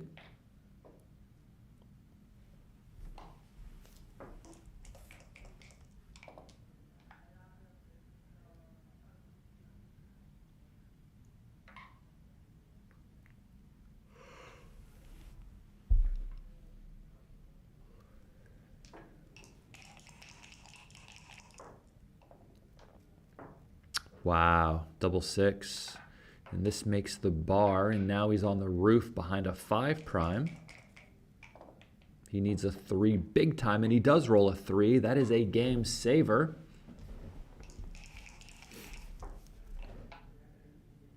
Double 2s. This makes the 6'. How rude.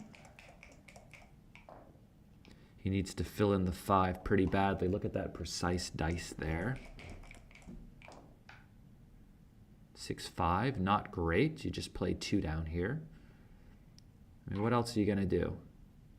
You need to fill in the 5. I would have slotted if given the opportunity. 6-5, okay. He gets to hold on to it for a little while longer.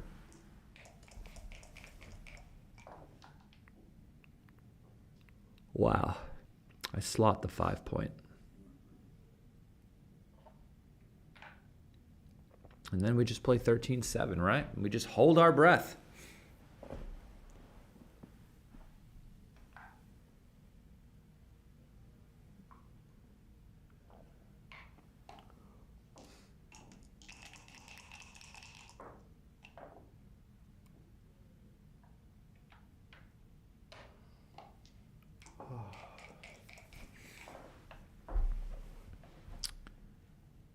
Three? I don't. Do you want to send another guy back here? Very interesting. We should put this back.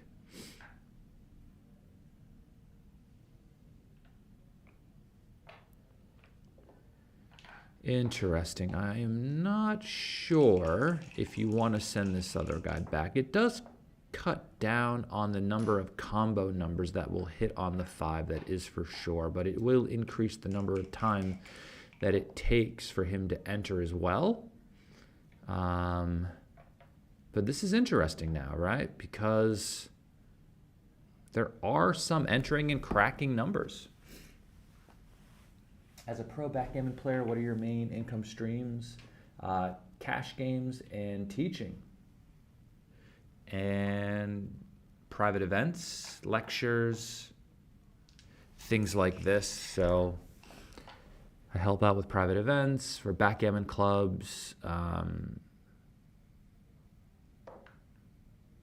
do lectures, teaching, playing, of course, mostly cash games, and then commentary. So stuff like this.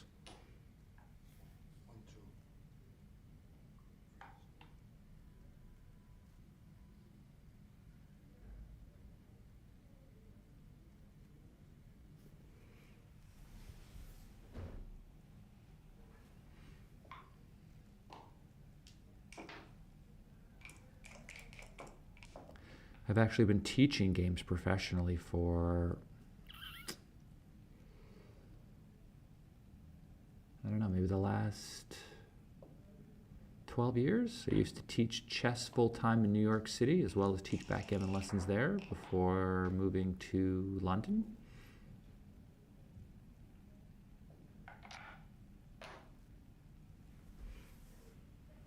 Now my focus is primarily on backgammon lessons. 6-1. All right, there are some numbers here that don't allow black to escape. 6-5 is not one of them.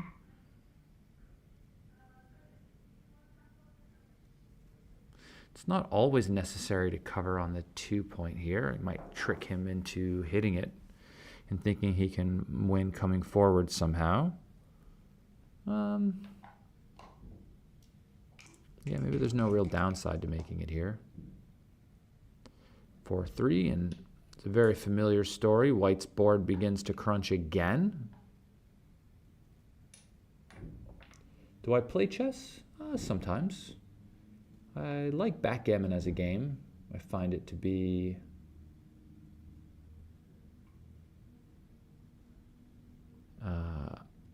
a very interesting game. I like it a lot. I also enjoy the gambling aspect of it, which is not something that really exists in chess. Could you imagine somebody going, you know what, Magnus? Let's play this game for money, even though I can win never, right? So it doesn't really lend itself towards gambling very much. The better you get, the more you have to kind of handicap yourself, and why would you want to do that? But people do it in New York, for sure. You see people playing games on the street all the time. This is where I first got introduced to backgammon. in the Village Chess Shop in New York City many, many, many years ago, and Falafel used to come through there as well.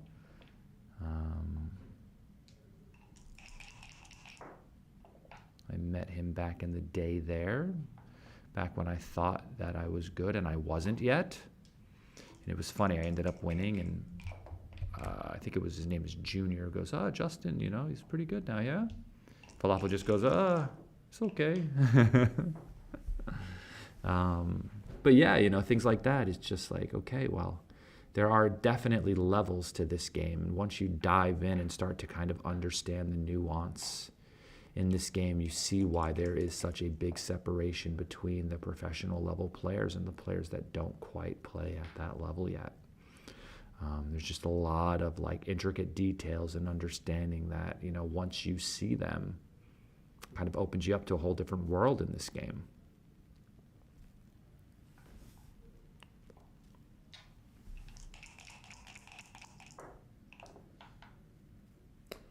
I met these players at the Village Chess Shop, actually. A lot of them played in Washington Square Park. I think most people played around Union Square nowadays. And a lot of the better games in the city were always around Bryant Park, which is where I played most of the time. And it is always also where I met my wife. Playing backgammon in the Bryant Park. Backgammon has given me everything.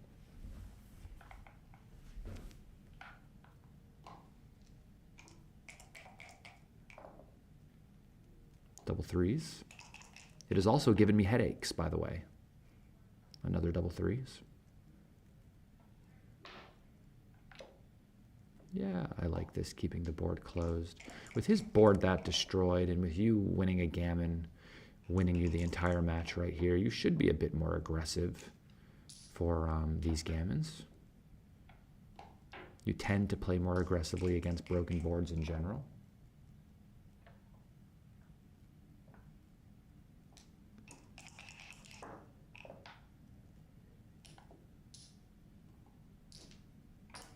Actually, when I'm at tournaments, I find myself just being the commentator at tournaments. I don't really get the opportunity to play as much as I used to, which is fine by me.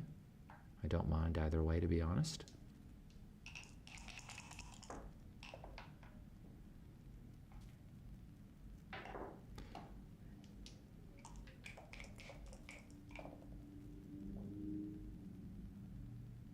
Six, one. And you might as well make the point. You could get a shot in some variation here. He hopes to not give it, and he doesn't.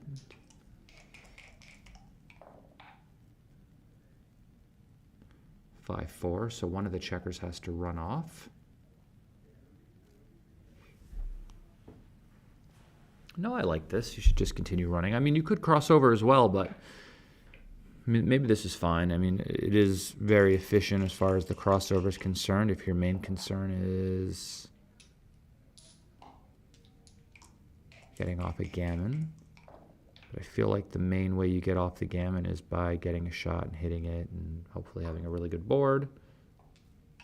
But, I mean, that was kind of ruined long ago when his board was crunching. 4-1, he taps and takes off, plays the 1 first. That way he doesn't leave himself with an odd number of checkers and the opportunity to lose in some sort of coupe classique sort of situation. So there is no way to get off this gammon, really, is there? If you run out 5-2, how do you get off this? He has to roll an ace, apparently, right? That's like the only way, is if he rolls an ace, and then you get an extra roll to get off.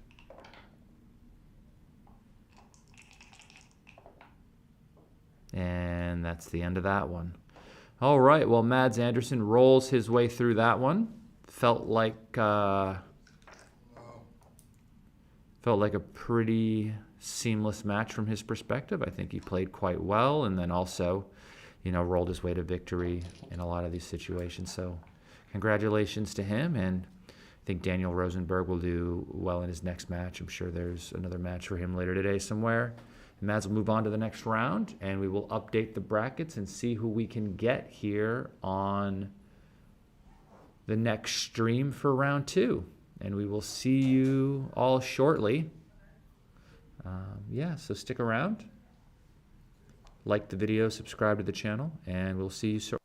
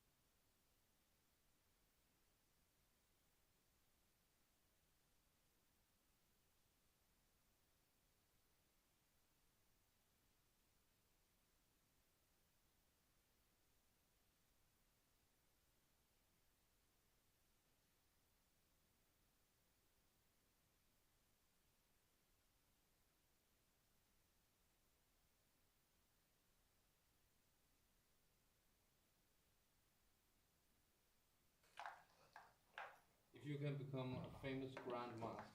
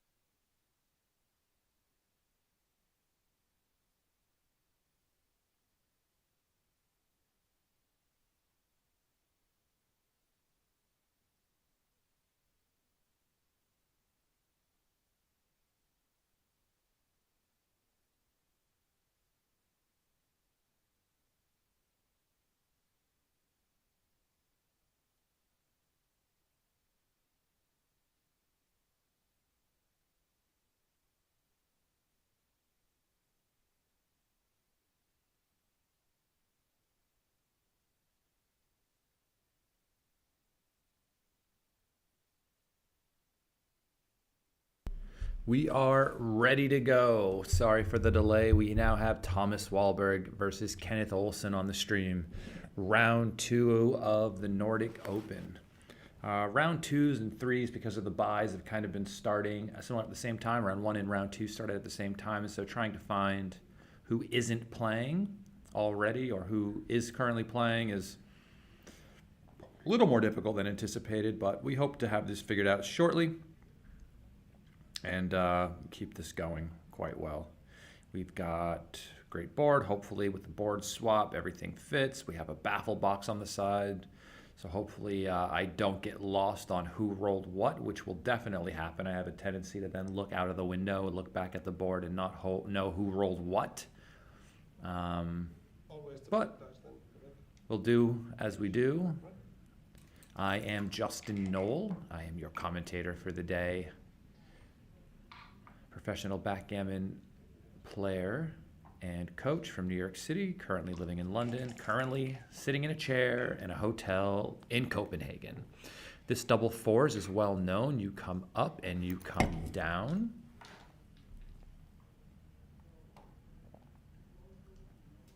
He came all the way out and hit.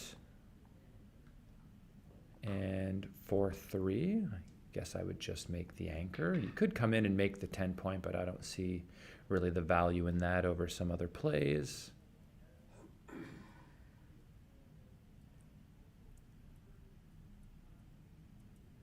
Yeah, I mean, we should definitely make the anchor.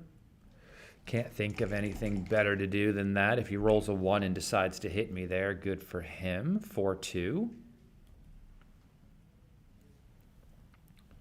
Well, for a lack of a better thing to do, I think I'm just going to play 13-7.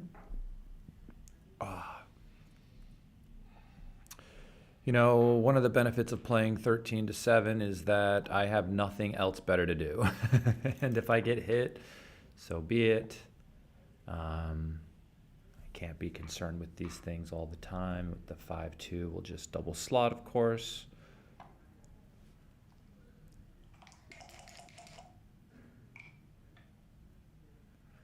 4-2 just makes it.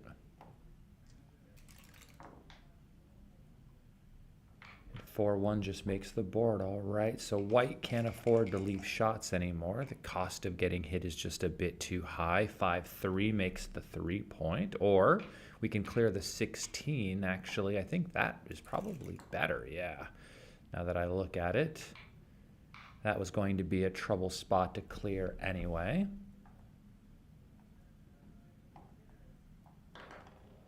White doubles, which in my opinion is a bit premature. The take is very easy, but if you know you're going to roll 6-3, I guess you might as well go for it. Double twos.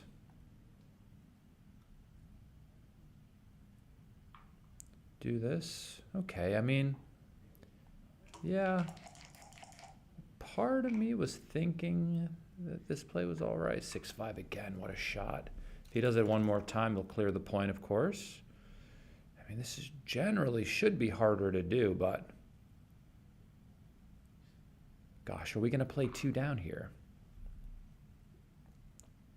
I was thinking it would be better to just go to the 1 point. Just because it might be like right this roll, he might have a hard time clearing the 13 point. So I thought I would play 2 down. Yeah, because with numbers like 6-3, he gets to play them much easier now than he would have before. We would have had a direct shot somewhere instead of just these indirect shots.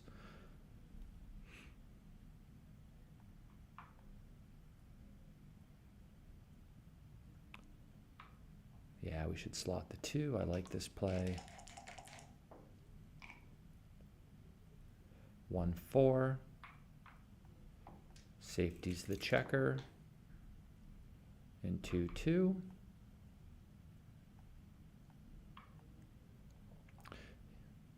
I like keeping this 6 on the outside. That way he won't have to run off the front of his anchor if he rolls something funny. 2-3's a great shot, filling in the 3 point.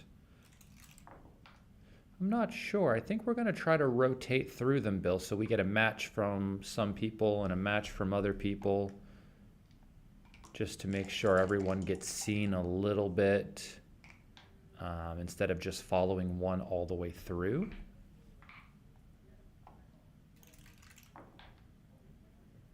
Double threes.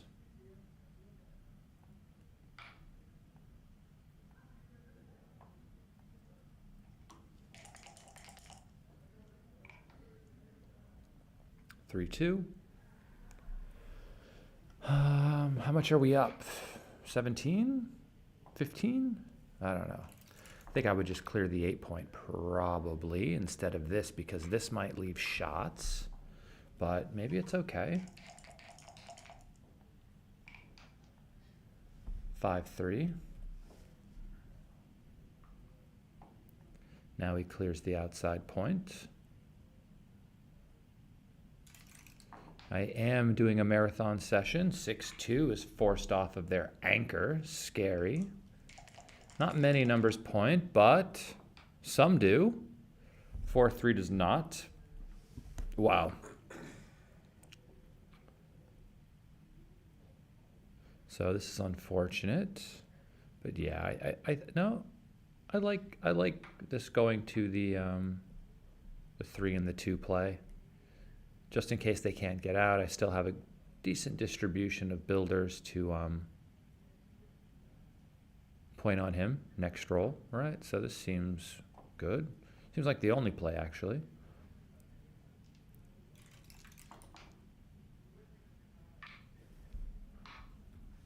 For 1, they build the board, of course. 6-3 is the absolute worst. So you can't even hit because you would be leaving a double shot. So you have to make a play like 6-3, only leaving 11 numbers, because leaving 20 numbers against a closed board would be bad. I like 6-3 better than 5-2. I don't know why we would do this one over the other one. This structure seems a little bit worse. And he rolls the 3. Sick.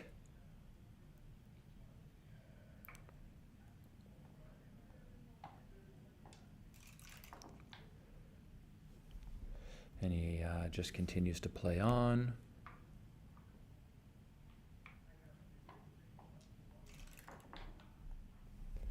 Three, 2.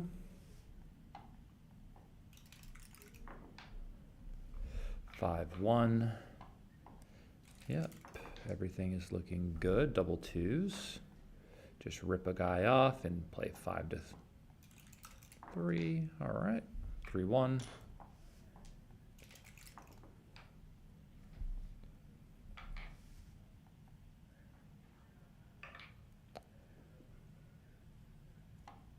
Yeah, this is all that can be done. We just clear from the rear. Our chances of winning a gammon are very small anyway. We just prefer to win this game, not let anything funny happen. 3-1 is a bit awkward. I think I would still clear from the rear, though, even though it's possible we could just clear the 3-point now and hope that he enters. I think I would just clear the 5, though. I don't know. That leaves a lot of shots, actually. Maybe it's better to take a guy off. This doesn't seem unreasonable. We only leave shots with 6-2, 5-2. Is that it? 4-2 can clear the 4. Yeah, I like this play a lot better, actually. The other one looked a bit awkward when I started really looking at the numbers.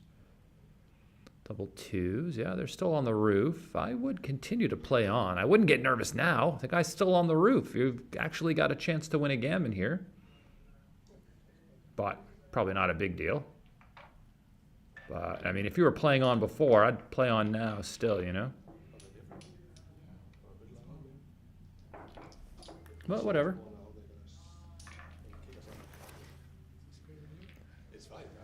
How's it going? Joe Urso in the chat. Bill Riles, David Starlin, Paris Vito. I'm terrible at pronouncing names. Turge is in the chat. I can't pronounce names again.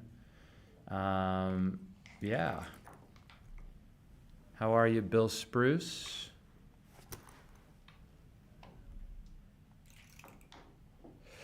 Thank you all for tuning in today. Feel free to smash the like button and subscribe to the channel. It's nice to see everyone today. 2-1 should just come. I'd probably go all the way to the 22 to be fair. The problem with making the 23 point is that if he makes the 8 point, you're still trapped. So I think this is the better play. 6-2. Yeah, I would do this, and I would probably play 13-7 and then just 8-6, bringing another checker into the zone. I don't know, this is reasonable as well, but I don't know. I prefer bringing more material down just in case he can't anchor, but splitting, of course, has merit. It always will.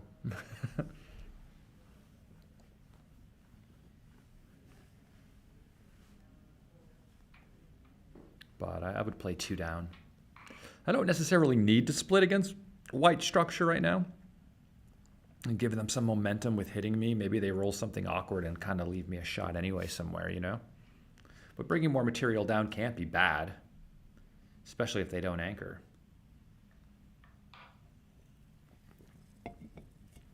This is a bit big, though.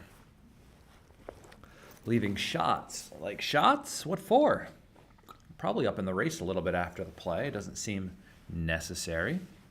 But we unstack the mid. You know, we do useful stuff.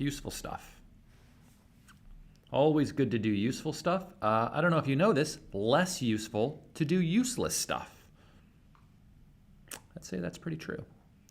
That's my play. I've settled on that one.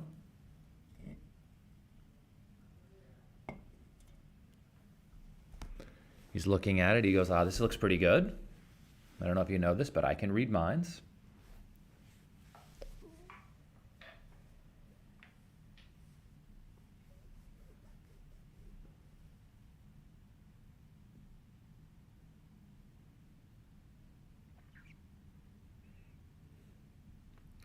So I don't get what we gain from leaving the shot on the 8. Of course, I mean, if we get missed, there's a benefit, right? I mean, we can make it, but it doesn't seem like it's that dire in this moment that we have to make the 8 or our game is like going to be the worst game ever. So I like this. And 2-3 is a great follow-up.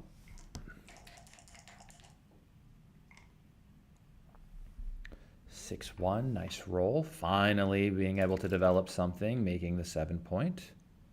In 2-4, they now have to split. I would come up with both checkers probably. But maybe this is fine as well. And what's this roll? Double 2s? Yikes. Looking very good now. 3-2. Wow. Very impressive, snagging that advanced anchor. 6-1. Guess we'll just make the bar point. I can't think of anything else better to do. We do leave an outside 1 shot, which is a little annoying, but I mean, we have a 5 prime now, and that feels pretty good. 6-2.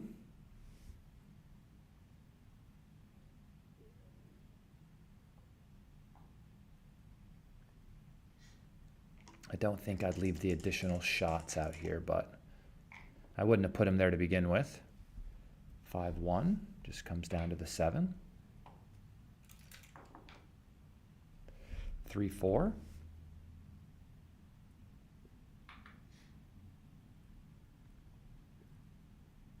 Right, we could make the 2 point, but I don't like leaving the shot, so I would just make his original play, which is 11-4. I'm not as big a fan of this because if he does hop out with some number, it will make it harder to attack, but you can see why he wants to consider it, of course.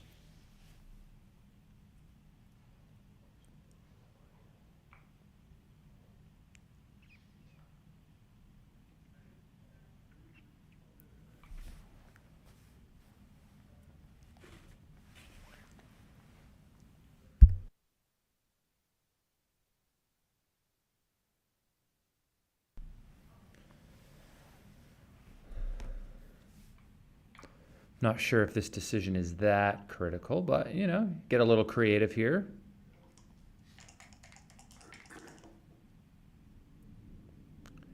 What is this cube? This cube is not a cube. It's going to be very difficult for you to extract yourself, and then when you do extract yourself, you could just be attacked. I do not like this one.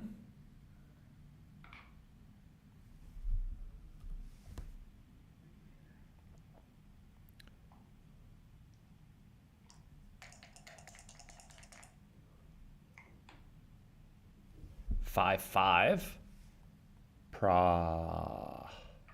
Well, let's just say it worked out, huh? My goodness. Absolutely brutal. 2-6. I mean, that cube could not have been a cube, but that's all right. 1-6. Yeah. I like coming into the 5. This is good diversification here. 6-4.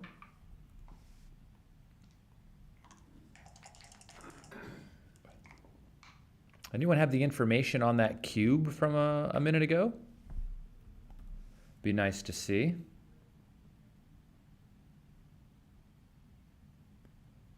Four, 1.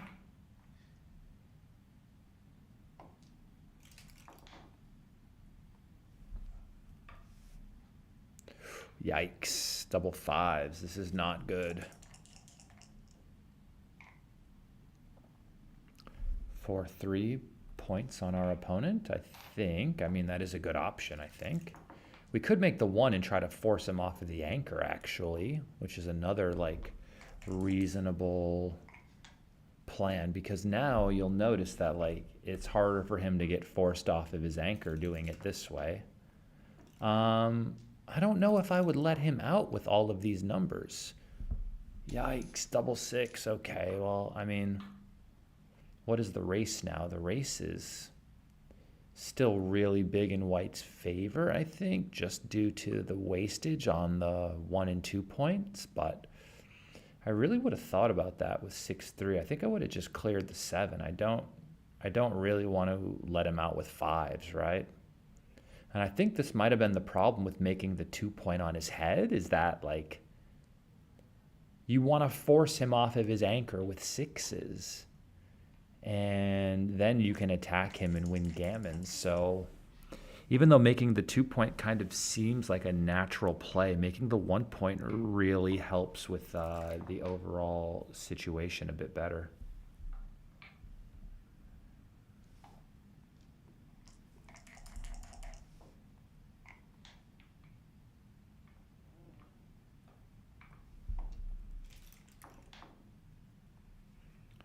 Six, 3.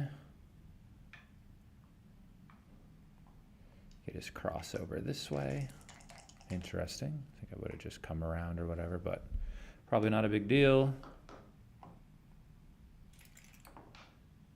Needs a big roll here to make it interesting. This fills in the gap. That's really nice for his racing chances. 6-5. Best thing about blue's position is double 1s is just as useful as double 6. 6-3 is not ideal. Getting rid of that checker on the 3. That gap could be painful later on. 5-1. 2 off. White could start missing if they roll 1s and 3s. 3-2. I think we just go to the 1 point here with the other checker. I don't know why we wouldn't put a checker on a new point. Double 3s. This misses with everything. What a terrible roll. No men off. Disgusting. 4-5. 4-1. Basically dead now.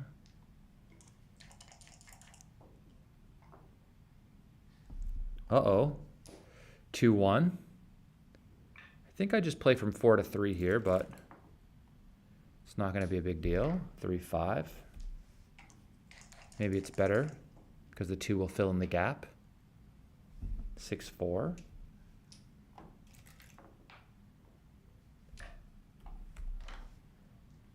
Yeah, I mean, this is going to take a miracle. 6-5 and the game is over.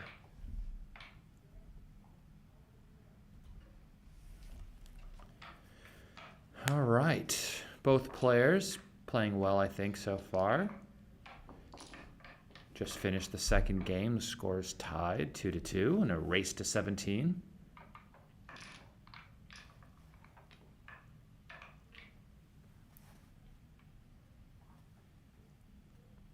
Everyone out there, hope you're enjoying the stream today. Feel free to smash the like button and subscribe to the channel if you haven't already. I am your host for this day. We have the main event all day today until this evening. 4-3. No, I think the best play is up with the 3, down with the 4. This 4-1, though, is clearly a double hitter. I love this reply, putting 2 on the roof. 1-6, this is exactly what you want. And is this a cue ball already? Very, very close. I would double probably, but I'm a madman. Look, it covers both, and if he fans again, you will have lost your market by a mile. He does fan again, and now he's lost his market by a mile. Might be too good at this moment. I mean, after he got away with that spectacular 4-1, you have to scare the guy by doubling. For sure, you put the pressure to him.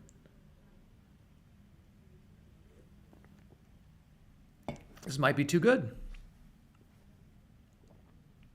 It's going to take a really favorable sequence from white to be able to take next roll. He's going to have to basically enter with like a 2-3 or 2-1 or some entering number that hits or whatever.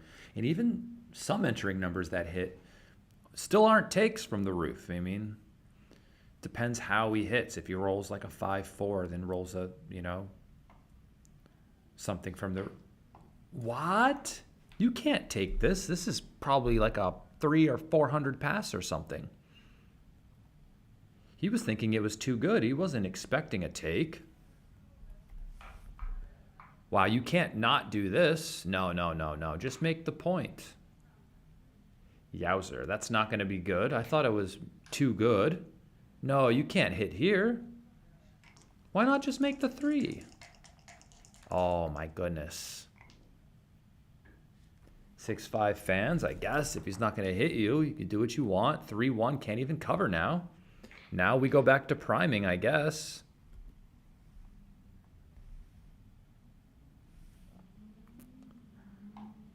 Yikes. Yeah, I mean, it has to be a really big pass, actually. It can't be close. I thought it was too good. 6-5. Go back to blitzing.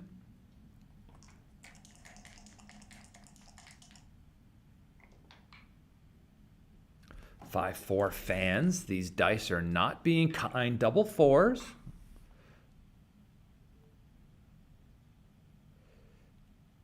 I mean, we might as well bring another guy down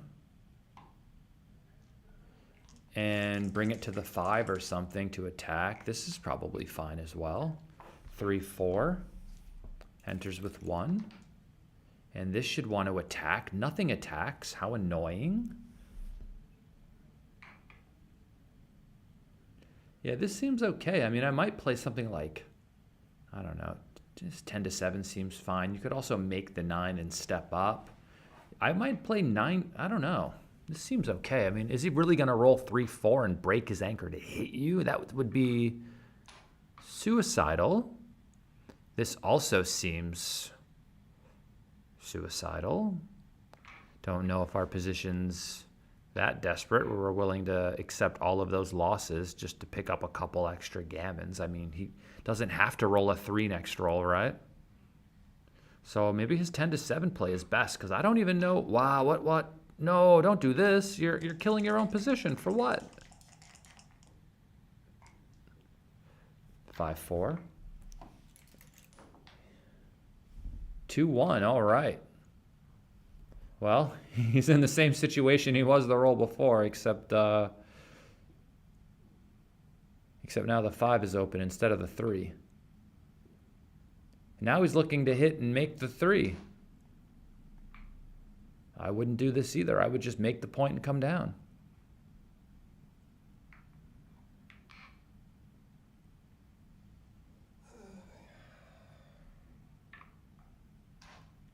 Yazzer.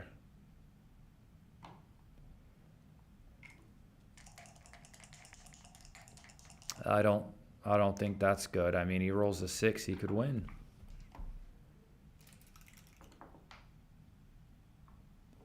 Five, 3. I want you to know his position is like looks the same every time afterwards. He's just like on the roof with a chance to hit. 3-6 fans. 4-3, just 2 down, I guess. Getting ready to make the point.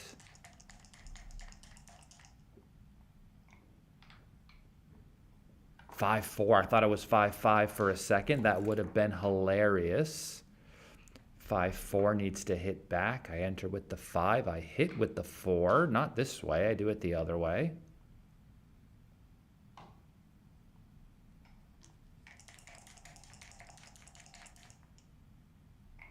Another 5 would make it interesting. 5-3. 4-5. This enters and hits again, of course. But now you've got nobody to cover. If he rolls another 5, he has a chance at a game at least. 6-1. 6-4. Just comes all the way around, hoping to cover with a 6. A 5. A 5 in the window. That is big. These 5-4s keep on looking like 5-5s to me. That's rude. 1-5. So he enters with the 1 and comes out with the 5, really? Yeah, I don't know. I mean, maybe it's not a big deal to keep this anchor at this moment. Maybe it's not a bad plan to do that, but I don't know if I'd step up with the 1. I might just play like 4-3 or something. 2-3 fans. 6-2 hits again. And we just come off of the anchor with the 2. Hope to swing some guy around the board to cover. Oh, that's not a 5. 2-4. 3-2. Just comes all the way to the 13. Gives yourself a chance to cover it. Don't know if you need to cover, but like, it'd be nice. He's trying really hard. 2-6.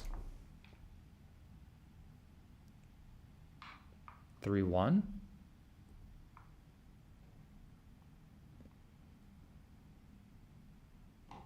He really wants to cover it.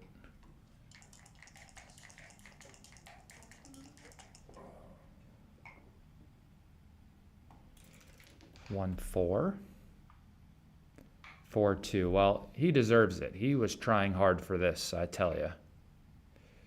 I guess this is fine if you're looking out for some of your numbers here. 2-4. 4 and 2. I guess double 2s is really bad here, but nothing can be that bad.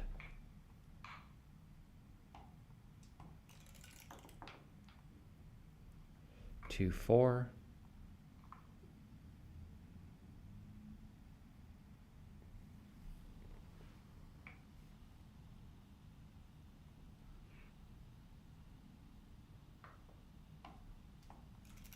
I like this. We get off like a bad double 4s.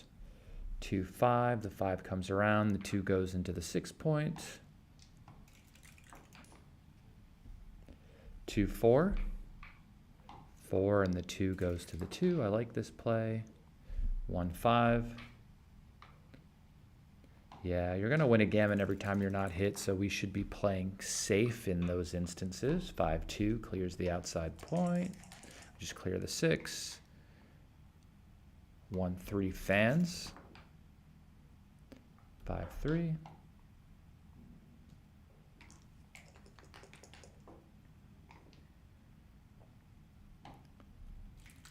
Stays on the roof again. 5-3 again.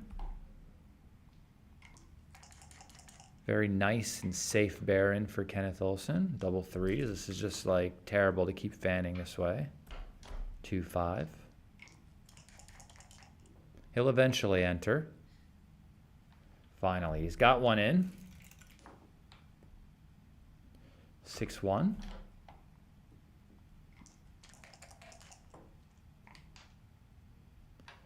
5-1. Okay, the gammon is locked up, and the backgammon has been saved. Maybe he can force a few more decisions by staying in there.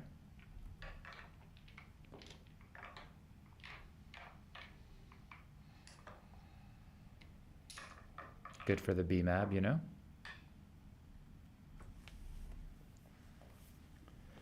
Well, yeah, he certainly went all out for the blitz there, didn't he?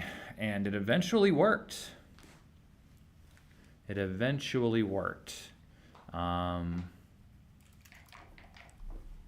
don't think I would have done a lot of those things, but that is okay. Everyone has their own style of backgammon, and if it works, it works.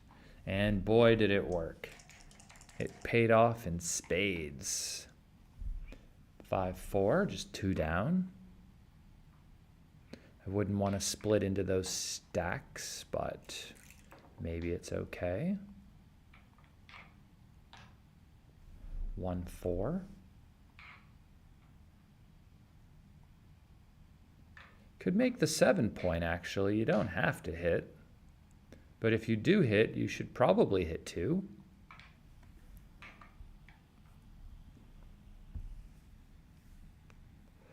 Probably all pretty close. I don't know. I'd make the 7 maybe. But hitting seems fine.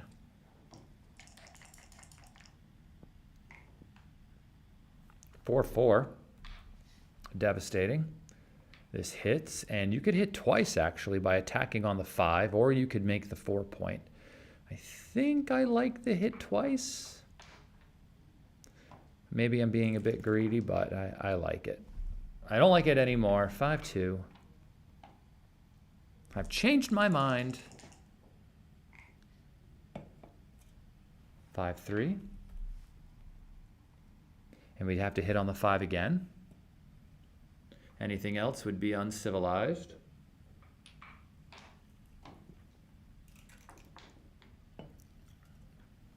(5-3) makes the advanced anchor.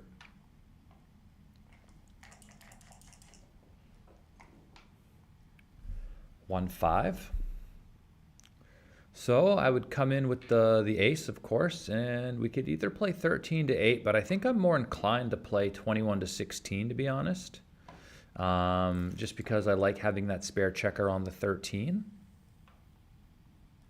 And I have another spare to play with there.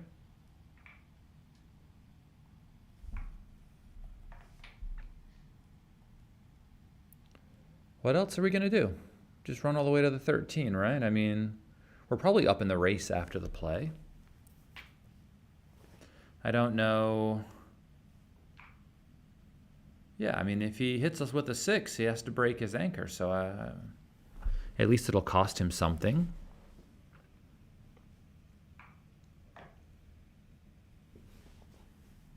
This just stacks the checker up here. Make it hard to get home. Yeah, why not?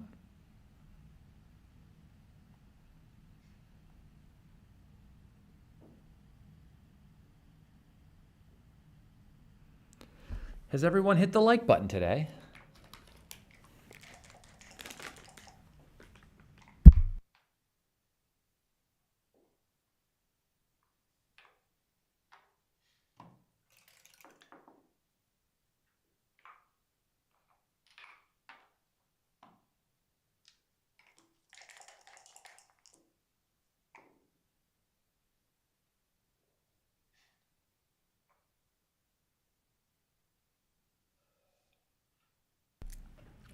(5-3).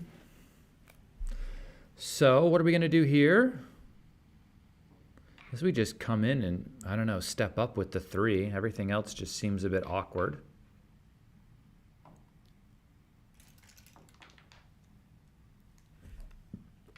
(5-1) is not a great roll, but it plays.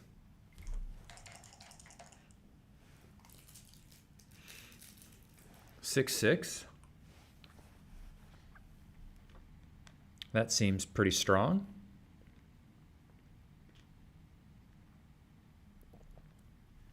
So what are we going to do with 6-6 here? We could come all out with everybody, all 4. puts us up 24 pips in the race. We could come out with 2 from the 20 and make the 7. But I think I'd probably come out with everybody. Just bring all 4 out. We get hit with 3s and 10s. Yeah, I like this. Just get all the freight moving. After the play, we're going to be up boatloads.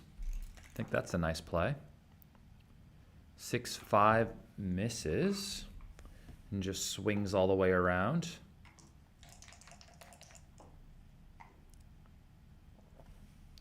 One.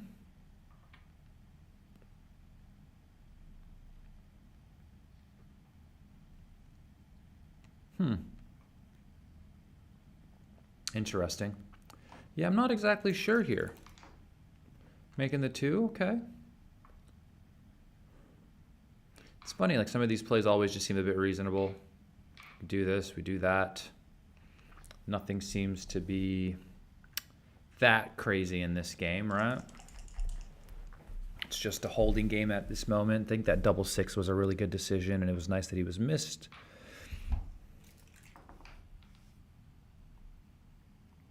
And now white is just trying to find a way to bring this game home, up a little bit in the race.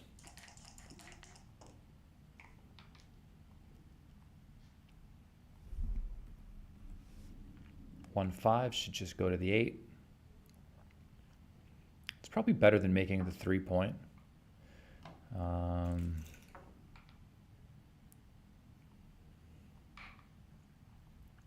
Just because we want to have spares to play with.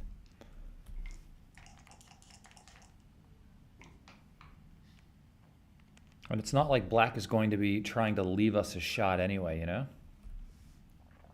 So sometimes it just makes it awkward if we don't have our spares properly placed. 6-3. So he slots the 1 and makes the 3. 3-1. Just go to the 4. Yeah. Black is hoping to not roll a 6 here. 4-3. Okay, 2 down. He does that quickly. I would have to have looked at it. I might have played my inside checkers, but because I don't know, I feel like there's awkward rolls coming up for white from the 14 point. And now he gets to play this at a very minimal risk. 2-3. Just covering the 1. White isn't up more than a pip here, so I think once he assesses the race, he'll just roll. Double 6, uh-oh, that goes up by a lot now. And unless he rolls something spectacular in response, this game is going to be a pass.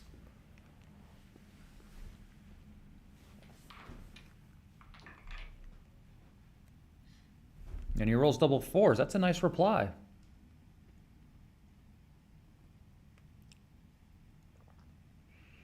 After the play, he's going to be down 9 pips. Probably enough for a take. I don't know if he should just come all the way out with everybody. If he should come out with one guy to 12 and bring both in, play for a little more contact. But it looks like he'll have enough to take for the race, for sure. Yeah, this play is also good, making the full board.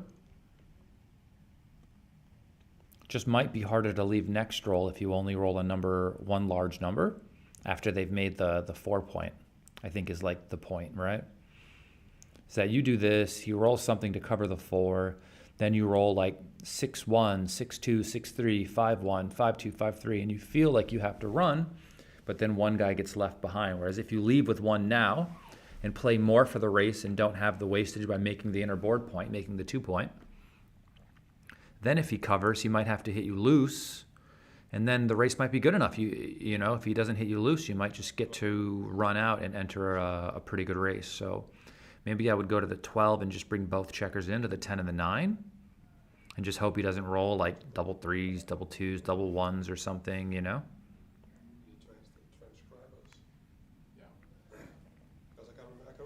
What's going on here? He's trying to think of the original. The checkers were on the 10 and the 9.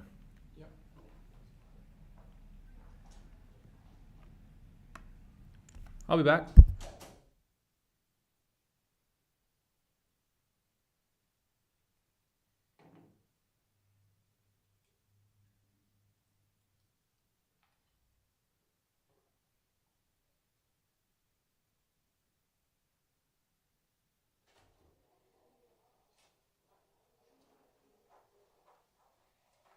So you made the 2-point, yeah? Yeah, that was the, So these go back like this. to here and here, Yeah, to wherever they were, yeah? And then they were on the 10 and the 9. yeah, like that, yes. So you went Yeah.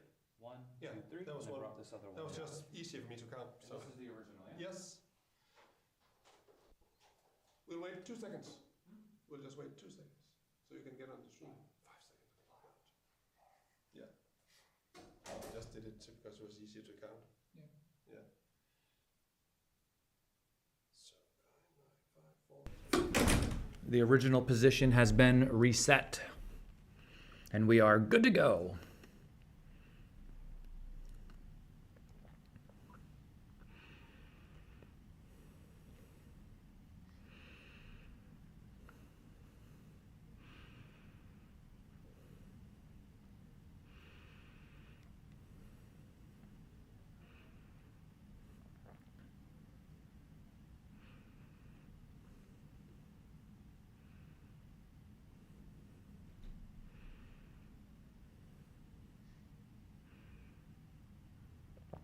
Just looking at the race. Bill Spruce says 20 to 12 times 2. What? Oh, and then 9. Yeah, that was my play as well. And just bring both in.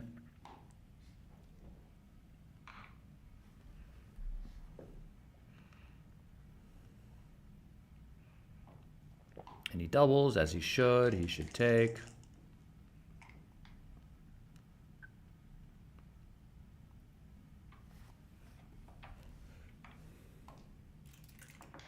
Brings the 5 in and stacks. I would have slotted the 5, by the way. I think it's really important to slot the 5-point in these situations, because you don't want to have a gap there as the game goes on, and you don't know if you're going to roll a number to fill it in. But you do. That's good.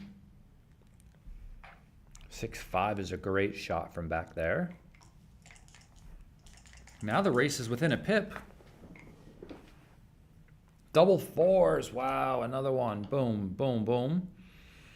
And I guess I would play 6 to 2. You could also play 5 to 1, but I like this better. 2-6.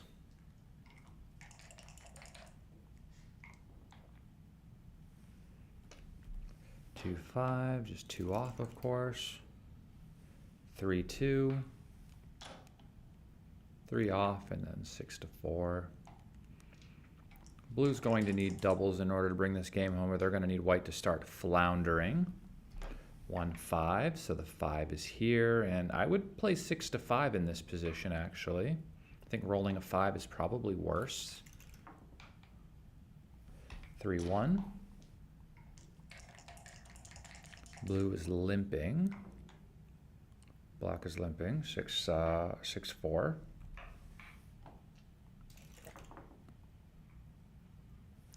2-4.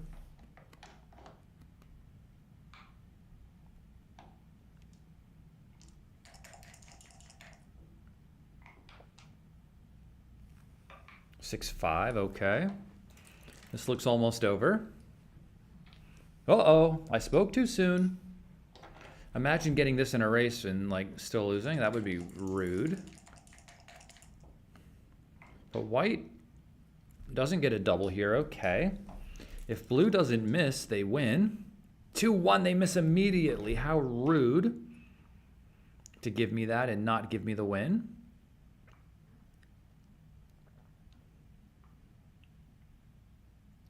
So you'll probably need doubles to win. So you should be playing to maximize your doubles, which means you should be playing 5 to 3 after you take this checker off. That way more doubles take off more checkers this way. I think if you roll double 3s, you'll get more guys off. So I think 5 to 3 is probably better.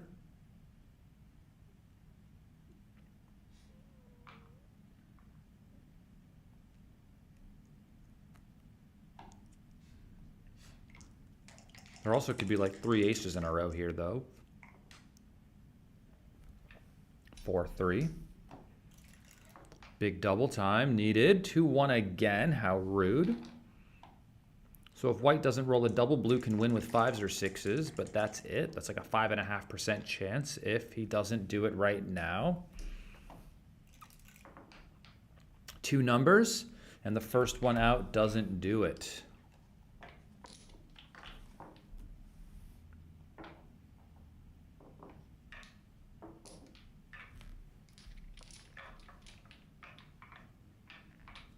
Kenneth Olsen leading by 2 points.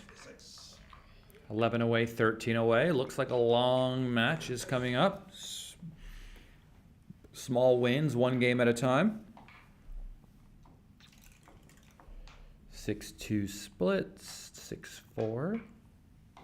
Hits outside, of course. 1-6. Luckily, gets to enter and remake the and make the 18 point. 3-6.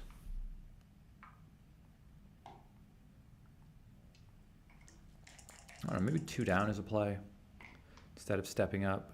Makes it hard for him to want to hit you by breaking his 18. And if we're going to do this, we should make the 2 point as well. 6-4 fans. Only 1 up. Should probably double though. I mean, I would probably cube. Should play 2 down with 4-3 though, for sure. I mean, you're blitzing, so you shouldn't go for the halfway play. 3-1. And what do they do here?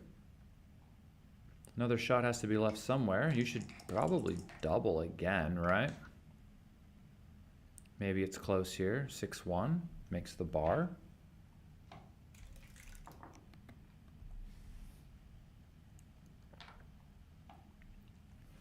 4-1 hits and covers. 6-5.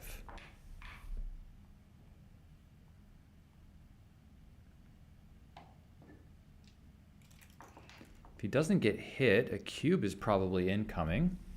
And he doesn't get hit. So after this, he'll be up a bit in the race. He's got quite a superior position.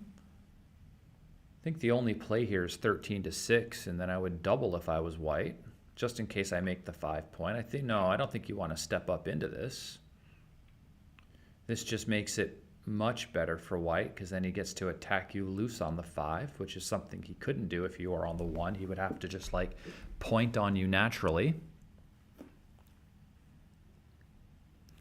But now he's incentivized to hit you on the 5 loose, and there's a blot in your board. So I think I would just play 13-6. And he votes here in the chat. What would you do before he picks up the dice? What would you do? You should agree with me, and you should agree with Kenneth if he picks this play, I think. He hits the clock. He should double. You should be doubling these. 5-3. I just played 2 down. I think I'd likely just give him the ace so I can keep the point, but maybe it's too big.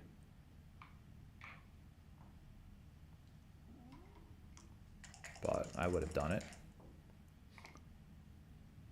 6-5.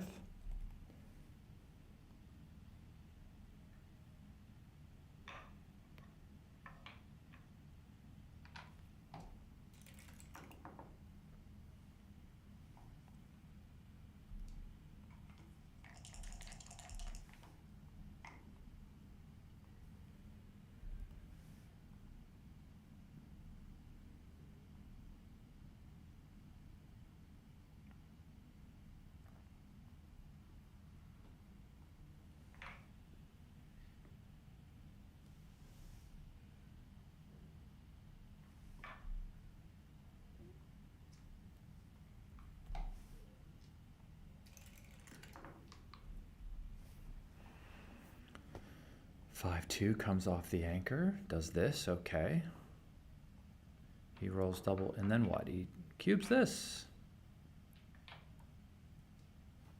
Okay, I would have continued to play on.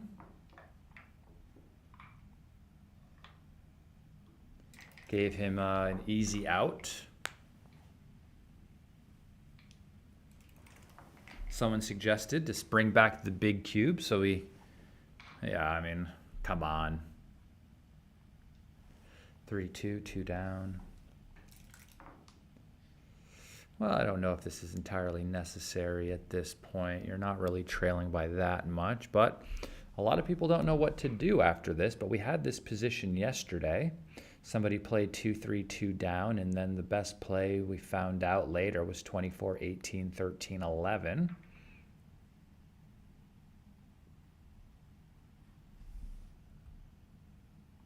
I wasn't sure about what the best play was over the board. I think I suggested something that was like a fairly decent size error. I looked at it afterwards, and it was just best to play 24, 18, 13, 11 here. So keep that in mind next time you see somebody play 2-3, 2 down. After you roll 6-2, you play 24, 18, 13, 11. I've seen it twice in the last 2 days.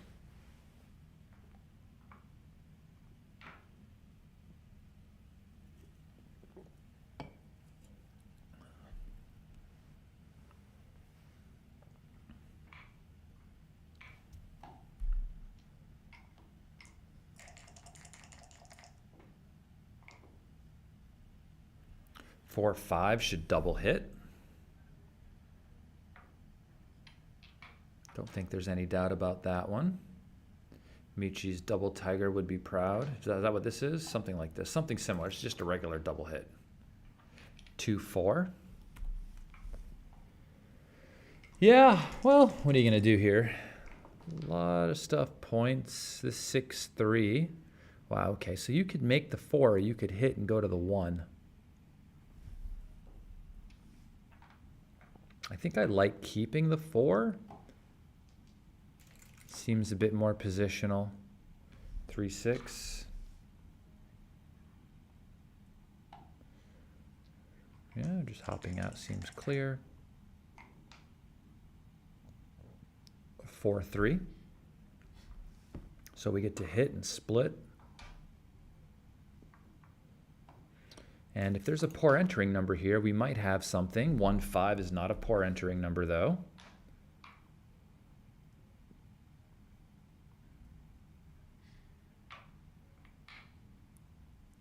I don't think that's a thing in this position, to just attack loose on the 1. I don't see the upside of that. Your position is not that desperate. Your opponent can't really roll many numbers that are going to make points from the roof. 2-1.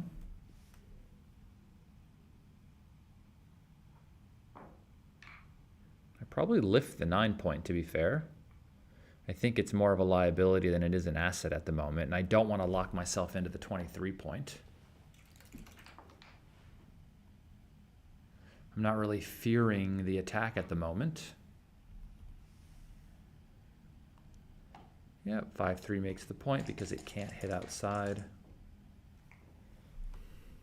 Double 2s. Wow. Okay, so. So, I mean, the first thing I'm noticing, of course, is that we can make the 2 point on his head, right? And I'm trying to then find a reason why that might not be good. So one of the reasons why making the 2 point on his head would be good is because there's another blot in the outfield, and on the 9 fans we gain tremendously. I kind of like that play. I'm not going to... I mean, how bad can it be to point on our opponent, right?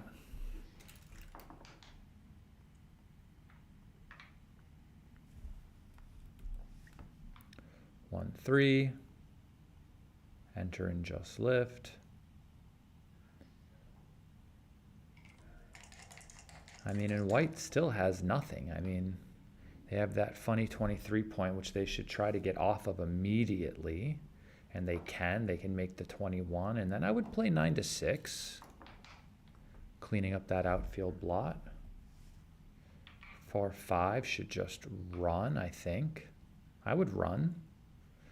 I mean, how often is 8-3 a play that, you know, you wouldn't just run instead, right? I would bet on running as a normal play instead of 8-3, which is like something you never really see. 3-6. Yeah, I would hit. I don't know. What do you do then? Just play 2 down just in case he doesn't hit you? You just have so much more attacking material in the zone. Seems like a decent play. 4-6 fans, and this game is over. Should double, and they should pass, of course. Taking this would be, what's going on here? 6-5, that it, he just rolls on. I don't know if he thought it was too good or not good enough, but it does point on him. Pointing on him is good. 3-4, okay. You cube now, right? This is where we find out if he thought it was too good or not good enough. He thought it was too good. This should hit then. On the 3, you don't want him to anchor.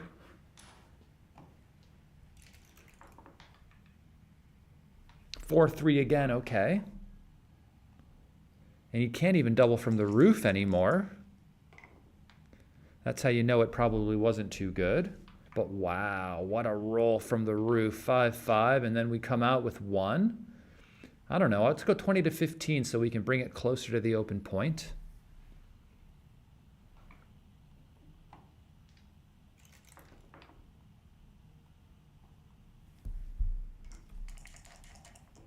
Two, 4.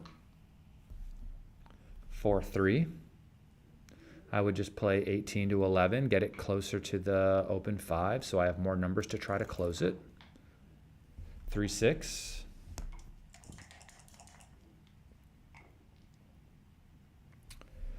5-3, okay. I would just come off my anchor and go to the 13 point.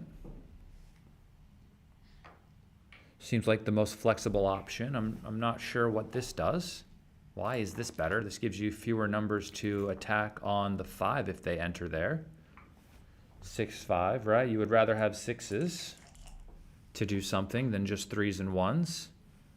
You would have pointed on him, by the way. So the 3 has to hit, and then the 6 just comes out.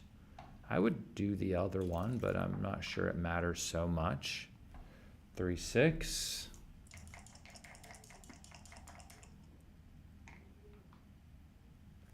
2-4. Would just play down to the 11 and 18-16. Don't really want to get stuck on the 18 point by making it. Don't think there's an upside to holding on to it at this moment in time. Blue has 2 on the roof, and anchors are really not necessary when that's the case. 4-3. I would then immediately come off the 18 with both checkers. You could make this. What did he roll? Not a 5. That's what's important. Double 1s. All right. He gets to cover.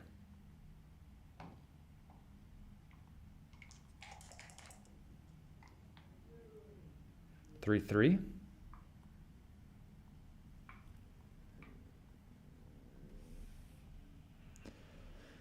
I would just bring both in. I don't like putting a checker on the 2 point. It feels very strange for your bear off.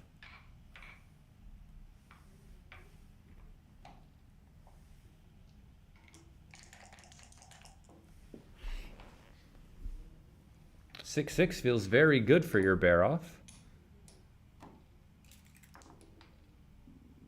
6-4, okay, he gets to fan. He's losing a gammon anyway, so we might as well fan. Maybe he rolls a 6-5, 6-4, 5-4 variation, allows him to get a shot. 2-1, no. No shots there, 1 off, and then from 4-3, and 5-2 comes in. And a gammon is in the bag.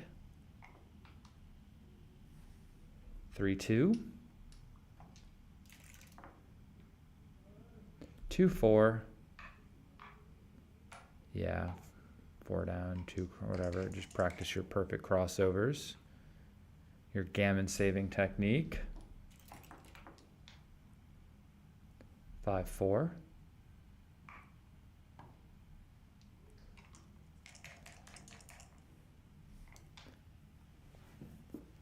6-4. 2-1, getting off of the backgammon, saving a decision this way.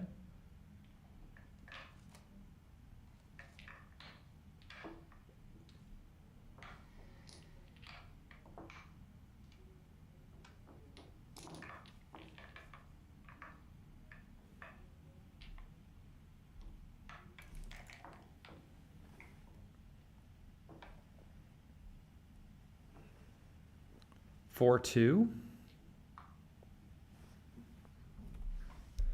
This gets to just make the 4-point. Pretty simple stuff here in the opening. 6-4 counters by making the 2-point actually. After 4-2, 6-4 makes the 2.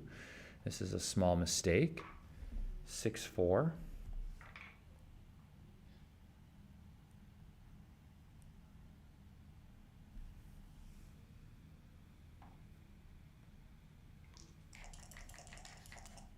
How's everyone doing in chat land today? 6-4, what a fantastic shot. Gets out of dodge. Both checkers extracted. This is like a lot of value here. 3-2. Well, what should we do with the 3-2? Do we really need to clean up the 18-point, or does that like help us actually by keeping him there? Don't think I would get rid of him, but it can't be that bad. Play 13-8 or something.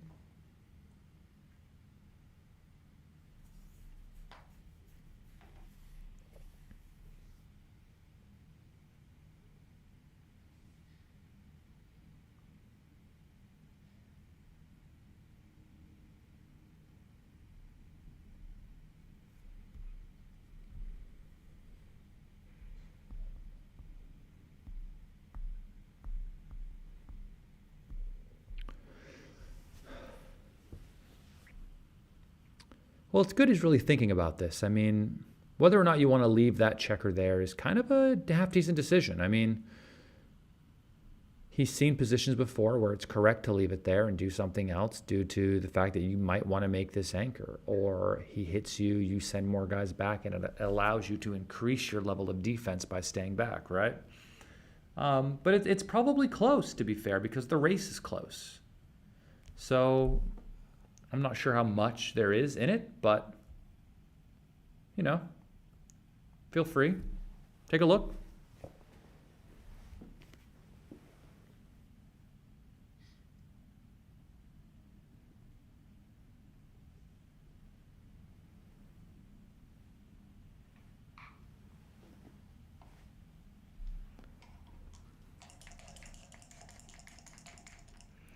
Just played 13-8. I like this play. It would have been my play. 4-2 makes the 4. We know we can hit, but we don't really want to get hit back. The cost of getting a seat, like even numbers like 4-2 won't hit. How dangerous is it to leave it there? You know, stepping up is not good. I don't think. I don't think you're in that much of a rush to get out by stepping up. But maybe it's fine. I probably just turned it around the corner. 5-5. And then come down with 2 more and look at making a good cube next roll, provided he doesn't get out and around or even up the race in some instance. Okay, 4-2. We cube.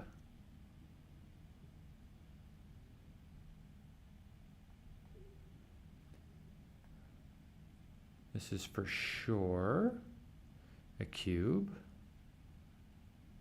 I mean, what's the best play here? Should he run or should he play like this? I mean, what is your best game plan if you plan on taking this cube, right? So here he's looking at it. He'll notice that after the play, he's down what? 10 pips? If he's down 10 pips and his opponent is on roll, he should double him with this hit here, right? And then the question is whether or not you should be taking down 10 pips. Now, if it were just a straight race, you should take for sure. No doubt about it. But there's the additional threat of the hit with the 2, which makes this position significantly better for white. So I think the only way you really get to take this is by running, because if you're missed, you're in a takeable race, basically. But if you stay there, you're losing the race. You could get pointed on. You could then start losing more gammons. That could be worse.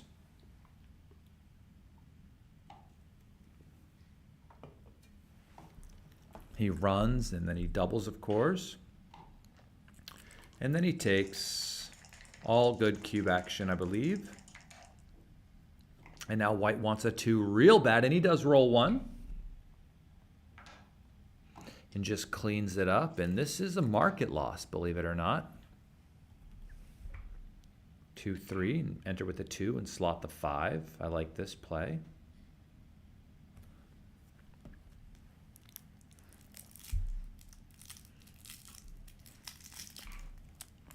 This puts you under more pressure, actually. I don't love this.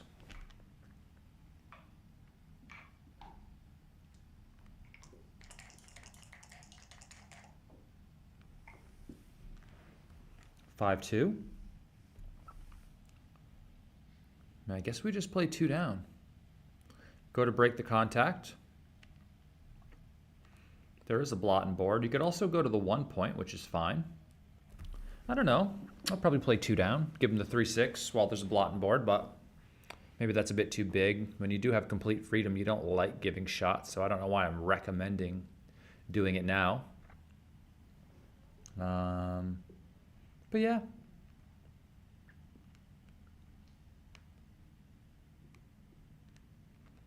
I'd also put 6 checkers on the 8, which is a bit awkward. So maybe it is better to just go to the 1 just due to the distribution of the position. Maybe it's not worth even giving that 5.5% chance to hit. But I can see it being reasonable. But maybe it is better to go to the 1, actually. 2, 5.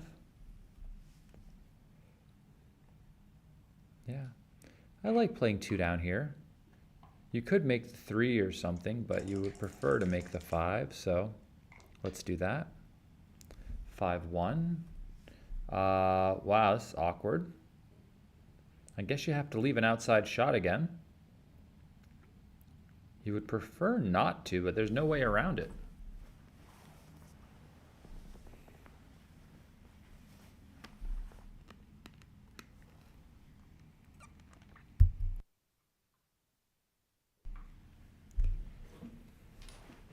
I don't like this. I like keeping the 9 point.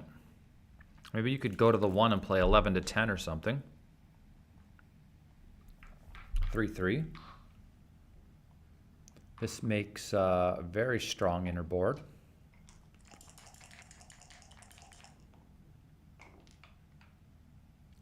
Two, 1. Terrible. Sheesh, just stacks it up. I mean, how do you bring this game home by stacking everything up like this? It's very difficult. And after 5-5, you might actually be up in the race a bit. But his position is so awkward, maybe he shouldn't even go.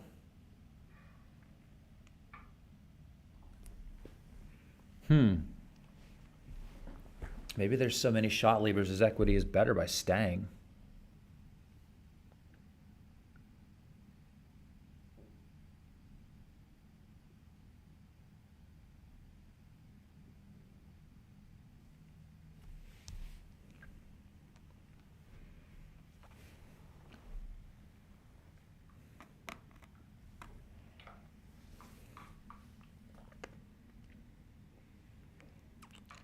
He sees he's up 2 pips, so he wants to run, but I think this is a mistake. White's position is so brittle, he could just leave a bunch of shots. I think running might be a blunder. What do you guys think in the chat?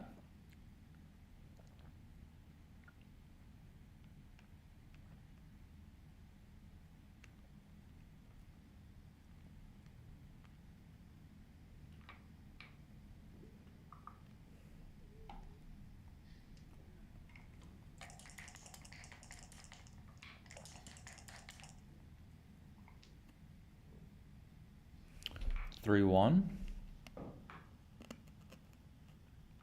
I'd probably just play 8-7 here, to be honest. You have such a large stack on the 8 point. I don't see why you wouldn't play 8-7 to help where your checkers bear in from the 8.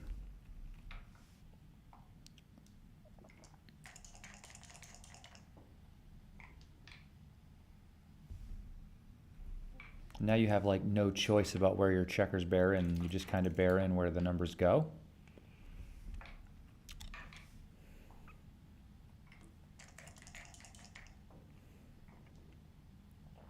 Six, 2 again.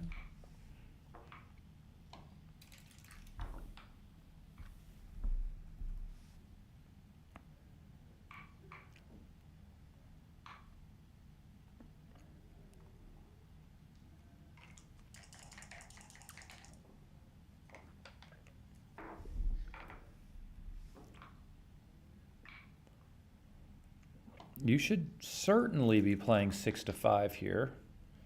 You don't want to develop a gap on your 5 point, and then every time you roll a 5 in the future, you just end up playing from 6-1. That would be bad. Like, please do it here. You don't need to get closer. You see? He's not doing it again. You don't need more checkers on the 2 point in a race. I can tell you that for sure. I can tell you that for sure. You do not need more checkers on the 2 point in a race.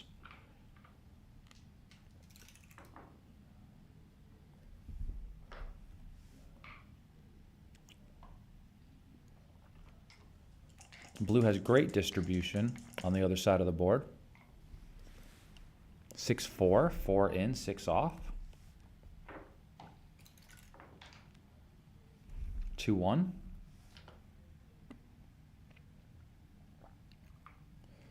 They have great distribution, but yeah, other things could be better, right? They could be rolling better numbers, I'll tell you that. 6-5, wow.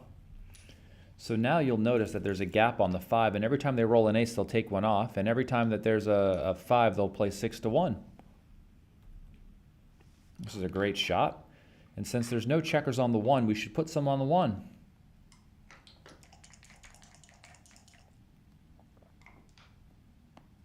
Six, 5. You see, huh? Curse of the 5. Curse of the 5. 2-5.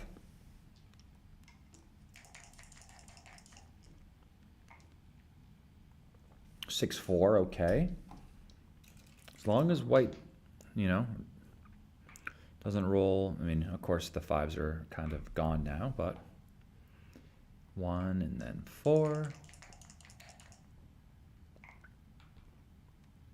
Double 4s, okay. That solves a lot of problem and makes them even again. Black's going to need to start with double 6s. 5-4 is not good enough.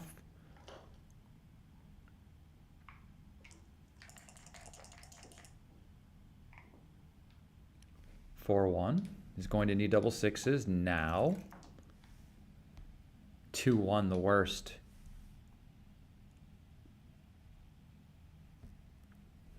You just play 6-5 here. Hope he rolls another ace. You roll doubles, and then he rolls another ace again. That's your only chance. If he doesn't roll an ace, it's over. I need to pee. Yeah.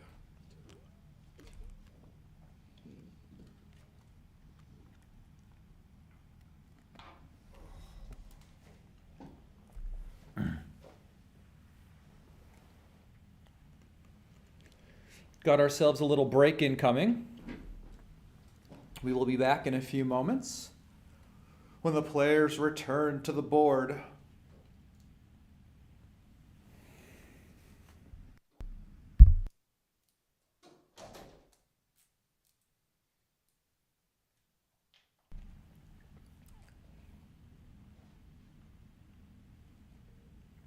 My name is Justin Knoll. I am your commentator today.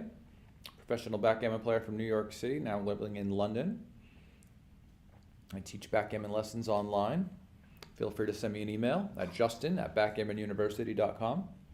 And check out my YouTube channel where I teach and play backgammon there as well against some of the best players in the world like Michi, Oliver Squire. I've got games with Mochi on there, Zinnik Ziska, current UBC champion.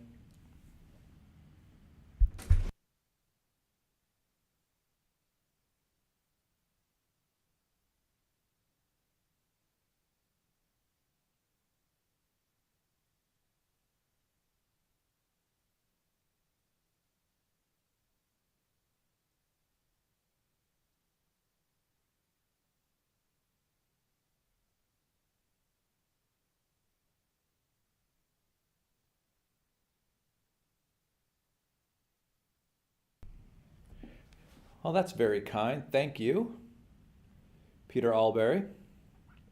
I don't hear that every day.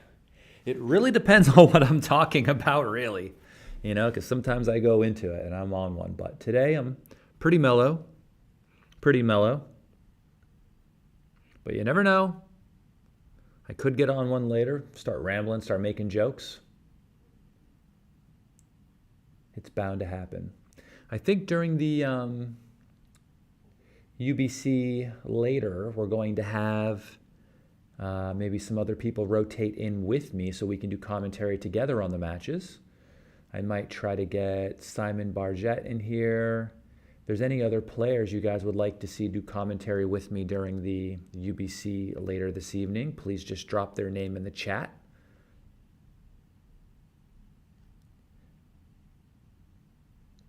There is no on tilt Justin voice. Justin rarely tilts, but Justin gets hype. He goes crazy, but it's not tilt for sure.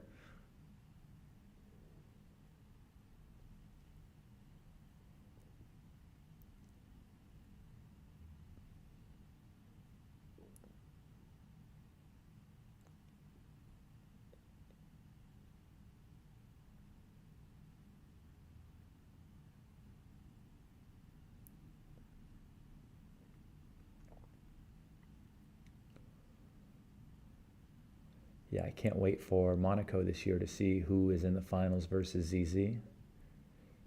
This might be Michi's year, to be fair, to make it all the way. I think he had the lowest PR of anybody in the tournament so far. I think he was playing like a 3.16, and he made one, I think, really big oversight at the end of his last match, which I think knocked him out of playing the twos, basically.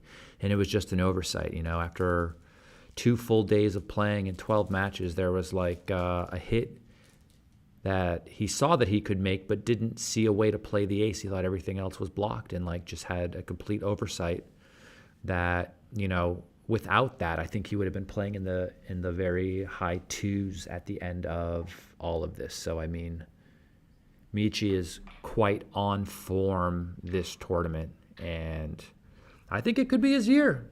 I'm just saying. So,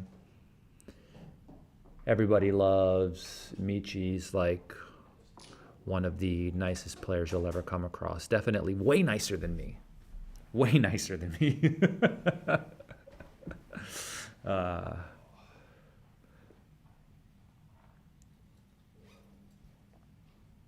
But no, Michi's been to my house with Oliver Squire. We've played a bunch at my place. We did a little mini UBC style tournament to prepare for last year's tournament.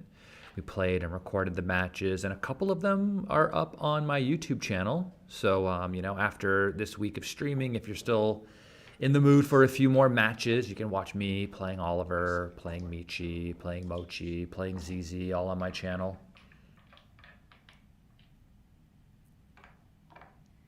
Yep. There we go. To be fair, it's hard to be nicer than Michi. It's difficult. You would have to be Mr. Rogers to be nicer than Michi. And even then, I'm still not sure if that guy is nicer than Michi. 6-6.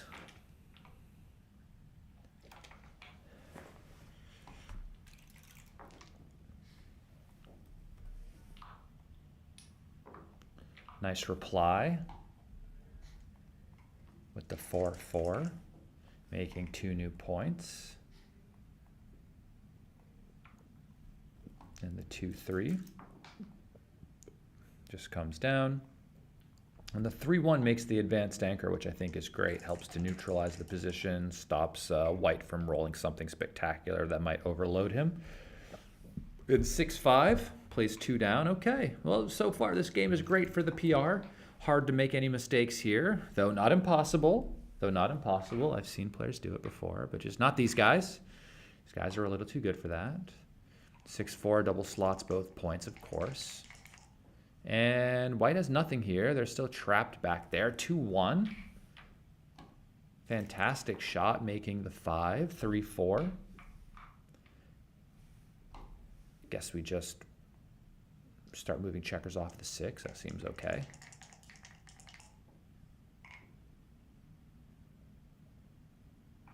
Five, 1.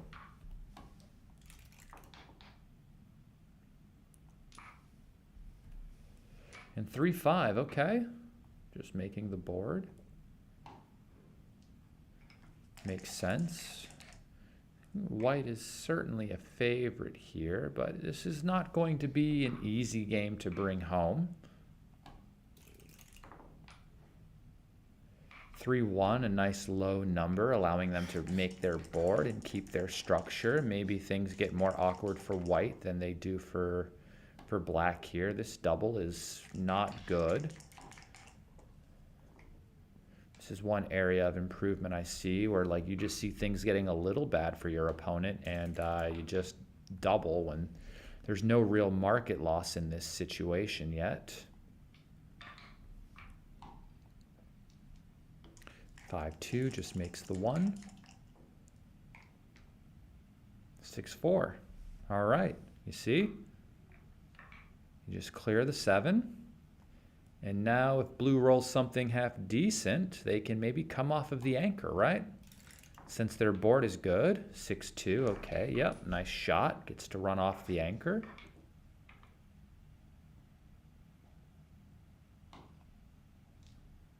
And white should roll something good here, or else they might regret their decision to offer that cube. 1, 3, oh my gosh, what a perfect number. It hits and covers. I can't believe it. Kenneth needs a 4 really badly. Double 3s. How rude. 4, 2. It's time to move both checkers off of that anchor. This duplicates one of the 4s at least. He only gets hit with 4, 4, and 4, 2. It's only 3 numbers.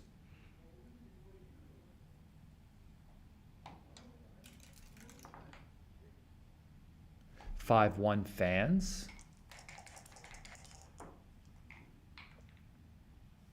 5, 2.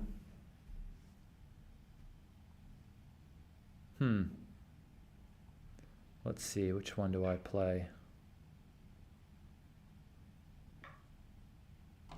He's playing this 2, huh? And double 6s. 6, 4. Well, we have to leave some sort of shot for him here, and I think I prefer just giving him the 4, 6. 2, 5.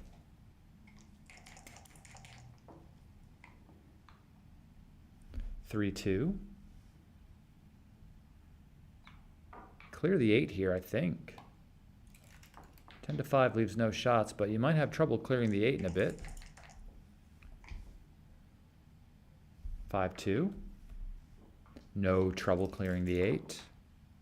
3, 1.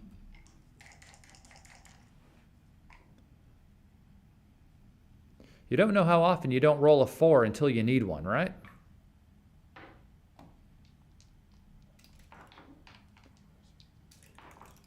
Oops. Oh, there's a 4. Now that he's all the way around.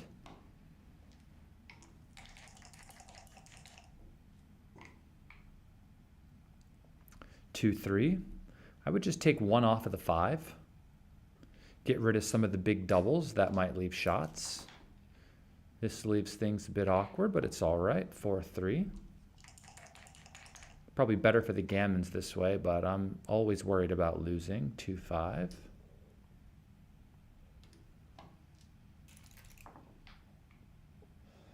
5, 3.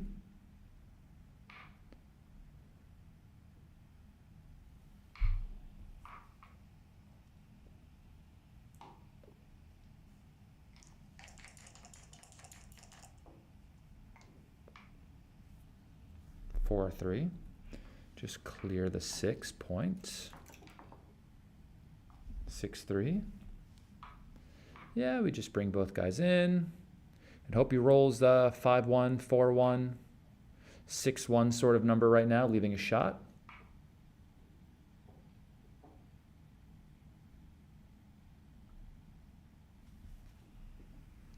Someone in the chat is talking about the last bear off where he didn't fill in the 5 point or something, and he should have every single time, in my opinion. I know when we check the file later, it'll be correct.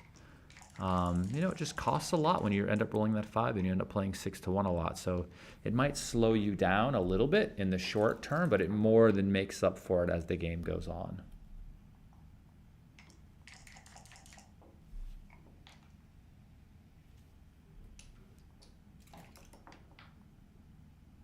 Three, three.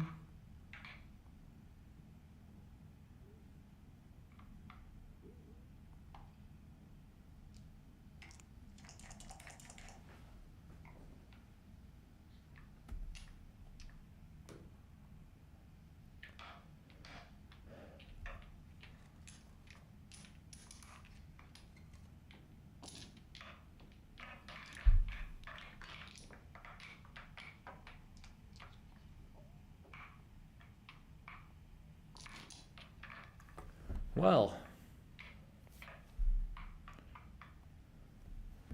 here we go. Thomas Wahlberg has taken a 5-point lead in this match to 17. He is 6 away, and his opponent is 11 away at the moment. Just rolled 2-6 and gets to split.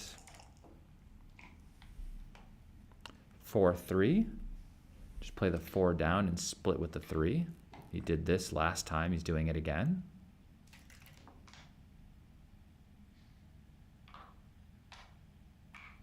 2-2.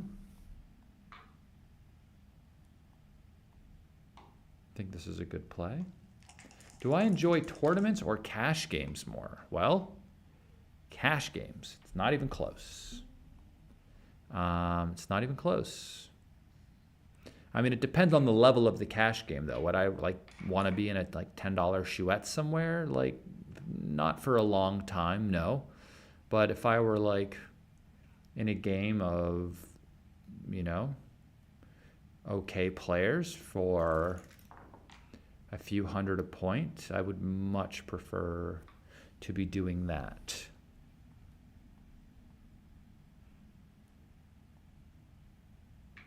This is a good play with double twos, actually. But I really like doing commentary. I like UBC style tournaments for sure. I love the idea of those. I was here to do commentary for it, but I want to play again in one of them. 5-4.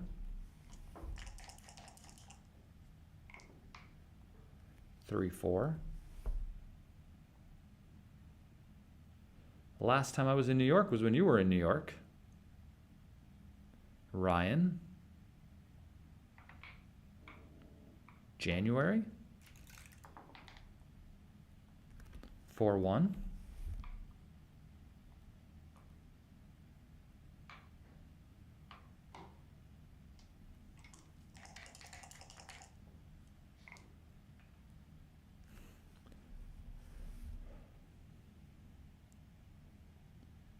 Five, 3.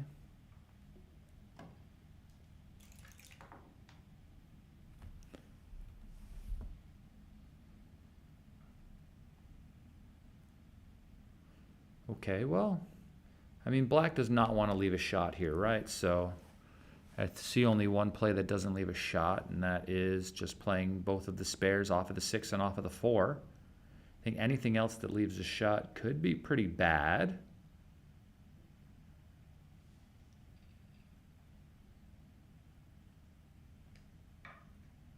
He sees this play but doesn't want to do it because it looks ugly, but everything else leaves a shot, and leaving shots is bad.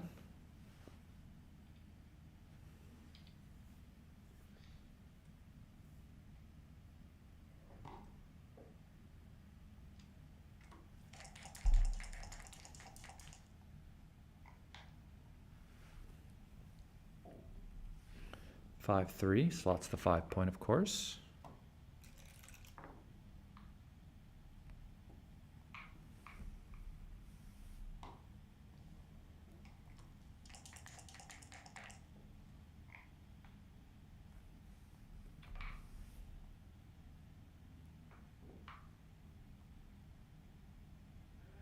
I think I would just end up slotting the 2 point instead of doing this, just getting ready to make it. I don't think black is anywhere near volunteering me a shot, so I would just get my board ready instead of putting this dilly builder there.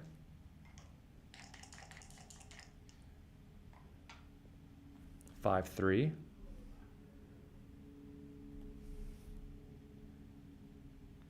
Slot the 2 and play 8 to 5. Seems reasonable. Can't think of anything else.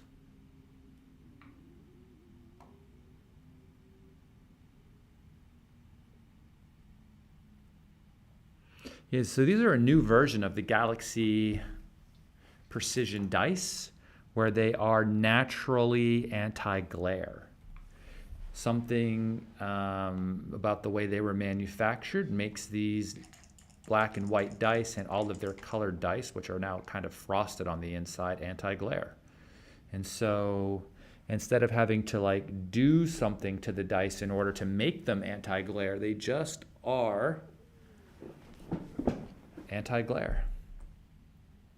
All right, so are we breaking our board here? Why would we do this? We can just play the 5 down and then make the 2.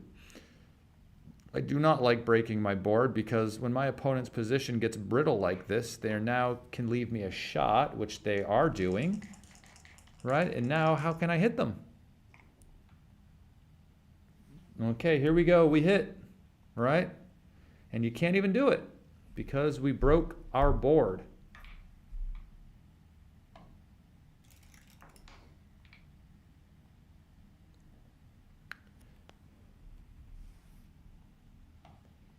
All right, and now white can leave a shot that black can actually hit because their board is intact. Ooh, what a roll. This just comes out and all the way around.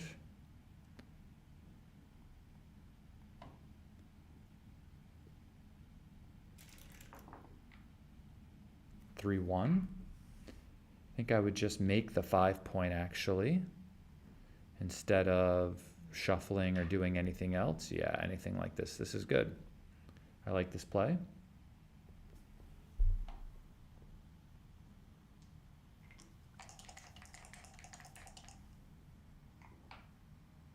Two, 1. Not great, but now we do have to break our board. We would have preferred other stuff. Other stuff that didn't leave a shot, of course. You know, we don't want to leave shots either. There were worse numbers. This is pretty bad for the race and pretty bad for your board.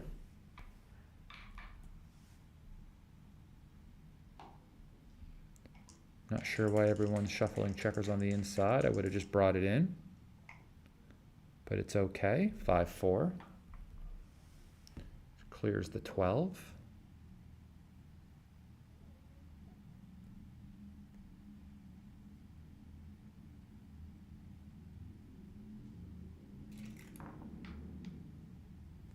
Six, 5. What a number.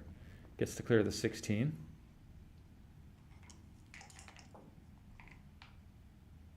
Four, 3. Just bring that into the 6, I would.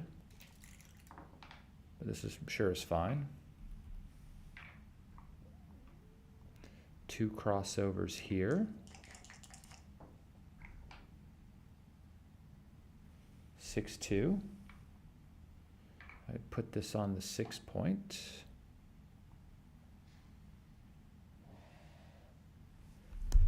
Black is only up a pip here, and they have similar types of wastage, so once black gets the race down, he should likely just roll. 6, 1, first one off. Get rid of some of that wastage. 2, 2. 1, 2, 3, and 4 off.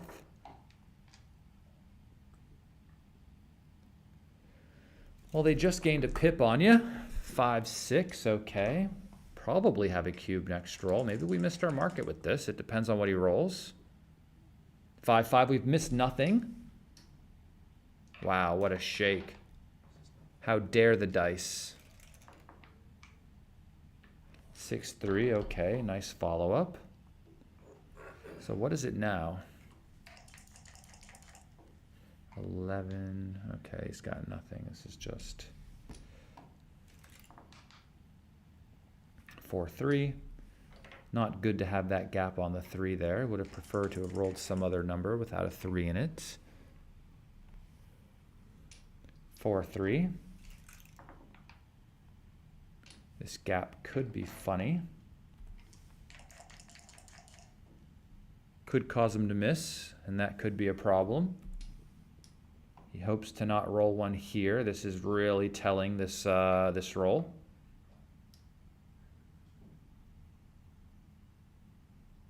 Don't roll a 3, I'll tell you that. You will get that thing right back.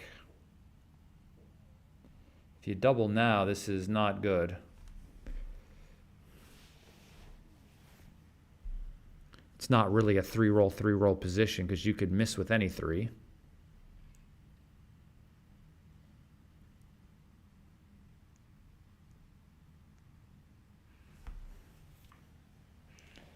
If he doubles, can I beaver? Oh, probably not.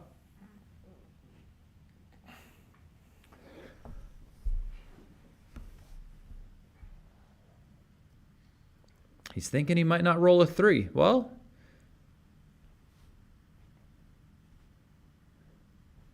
I don't see how the match score would allow you to double this sooner. So I think you should just roll. Because you could roll a 3, and that would be bad.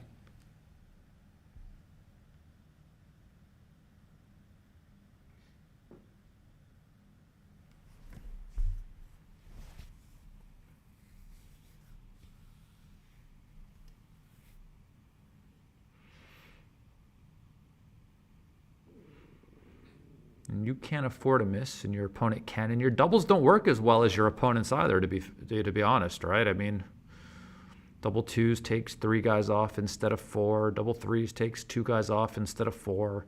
Double 1s takes 3 guys off instead of 4, right?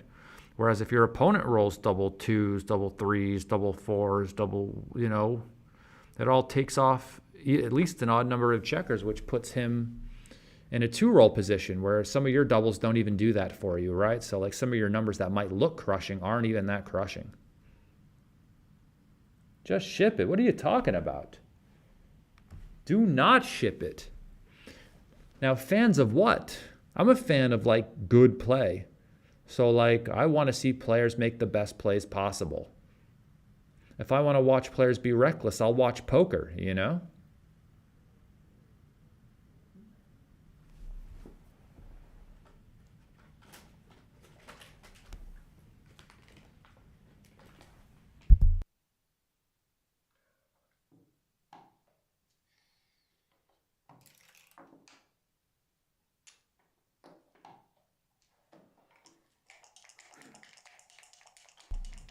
Six, 2. He could still roll some funny 3.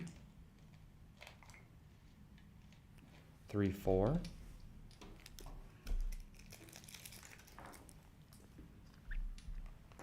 Okay. And he still has 6 numbers to win. Nope, that's not one of them.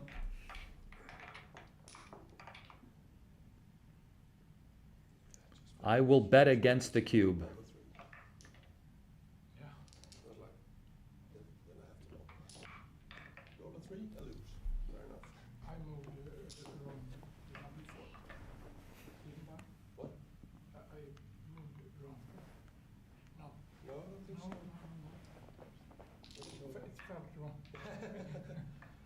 No, yeah, I was correct. Yeah, I was saying yeah. right there. So Yeah. yeah. Yeah. 11-8. Yeah. Worked out though, that's for sure.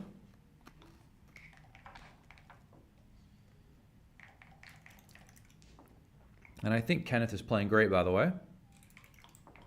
Just don't think that was a cube there, but no big deal. On to the next one.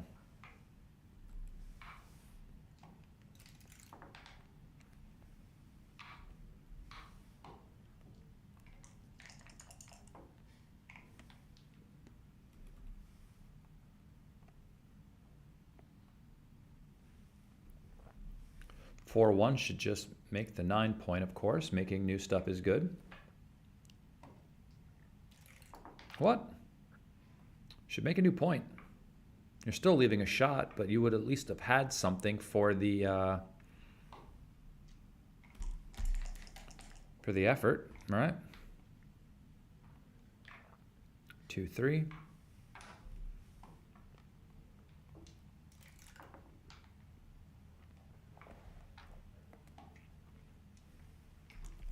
Four, 6. Chat says 184 no double in that race there. You should have hit with the 2. Why wouldn't you hit with the 2? Gotta hit with the 2.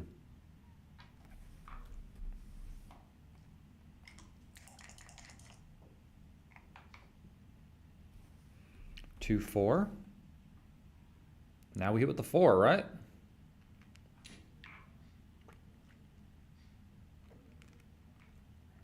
I'm not sure what the score deficit has to do with the... I got hit with the 4 as well. I think the other non-hit was a blunder missing it with the 2.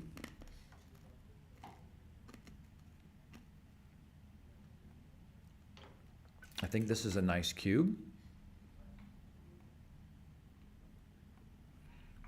5-1. So this hits for sure on the 5, right? Or we can make the outside point. Oh, wow, that's interesting. I think instinctively I'd just play 15 to 10 and 6 to 5 and just call it a day. Making the outside point is interesting.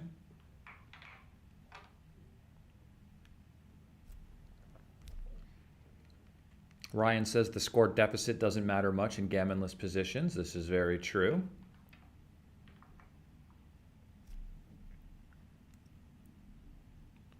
You don't just get to take super deep because you're trailing by a bunch in positions where you hardly turn the game around. When your position is valuable due to winning chances, and winning chances alone, right? That's when it's really, really good for you. These gammonless positions, though, I mean, your take points are often similar to what they are for money. This would be my play, but this doesn't really work out all that often, I guess. But I would just do this, especially as the trailer. 1-3. Get hit back. Dice on checkers is legal, by the way, I think. But nobody told them. 2-6.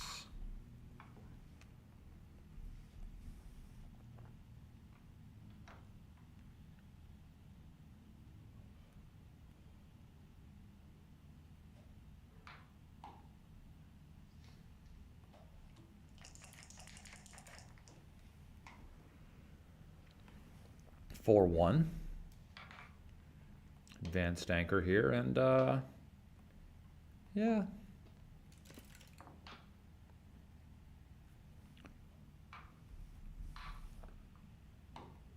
Is this better than just pointing on him? Why didn't we just make the point on his head?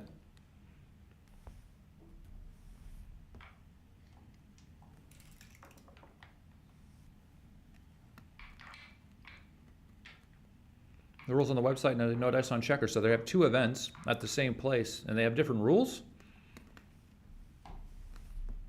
Well, that, my friend, is interesting. 2 events at the same place, run by the same people, different rules. I did not know that.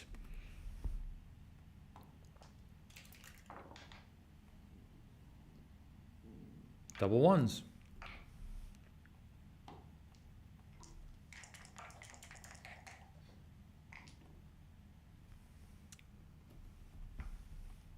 Six, 1 makes the 7.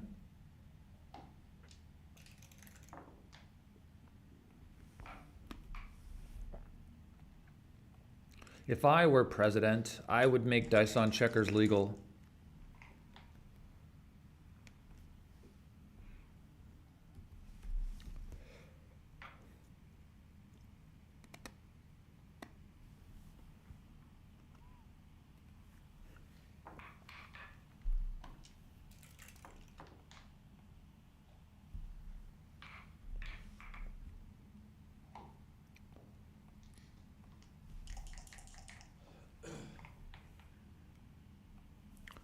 4-1.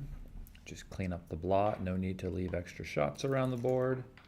This would be my play here. 6-5 again. Are we coming out with both, or? I think I would lean more towards 2 down, but it seems, I don't know. I don't like giving up my 20-point anchor for that. Especially since I have 2 blots in my board. I mean, it's not like he won't hit me loose, you know? So I come 2 down. You could also just cover, I guess. I'd probably play 2 down, though.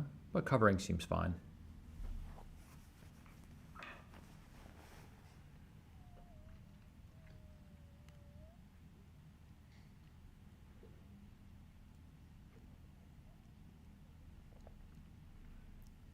I mean, unless white rolls 2-2, I don't see many 2s that are going to want to hit me. This might be a fine play as well. Smash the like button while you're here, guys. Subscribe to the channel. 6-4. Well, if you want it, you can. Whoa! He really just hit. I don't know if I would have done that. But it seems to be working out for the time being. 6-5. Well, there you go. You cover. That's for sure. The 6 covers. And then we decide whether or not we want to hop out or just play 13-8. I like this better. 4-1. Steps up and covers. Okay. Seems like the most direct way to get out. You are up in the race after the play, so getting out is your priority. And you just hope he doesn't point on you, of course. He'll get an assessment of the race and realize if he doubles, he should be beavered. 2-5, all the way down to the 8. And just hope that blue can't leave. 2-2, he can't go. He must stay.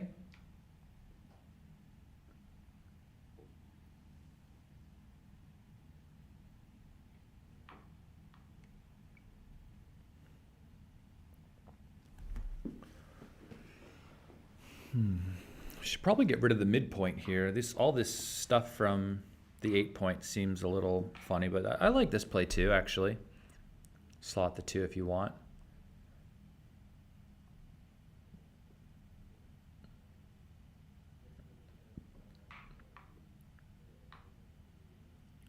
Getting a little nervous for black that white might roll something good here.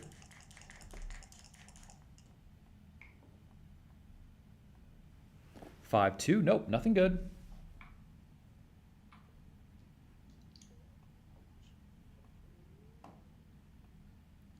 It just needs a number to jump out. 5-4, okay, this gets you some way. Oh no, that goes all the way around, perfect for them. They're up a lot now and leading a lot in this race, so should be doing fairly well. 5-2, 2 down.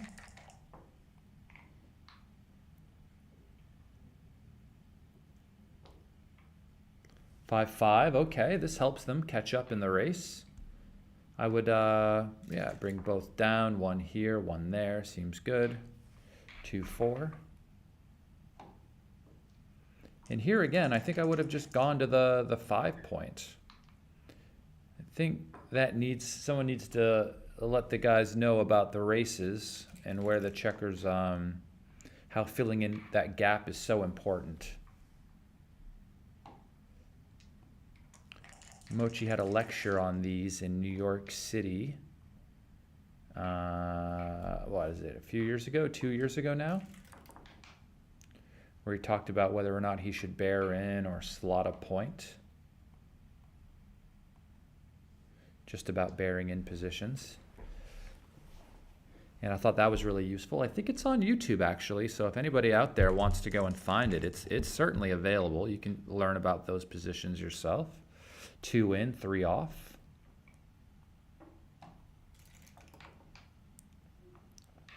Three, 2, a miss already.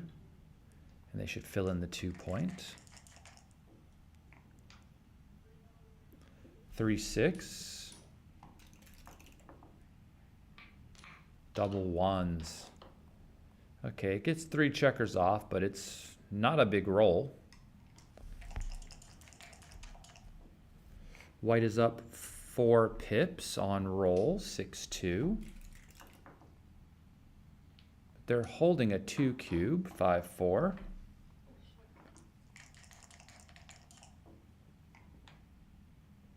6-2. 1-6. Yeah, I like 6-5 here.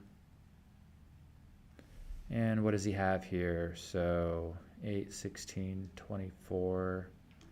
So 33 to 37. He's up 4 pips, holding a 2 cube. He's redoubling to 4. Okay, so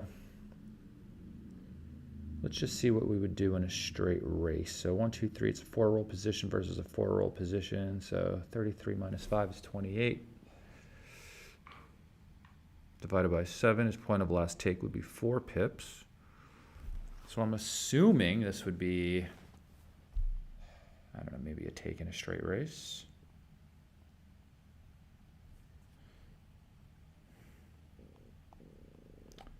Let's go to XG Mobile here.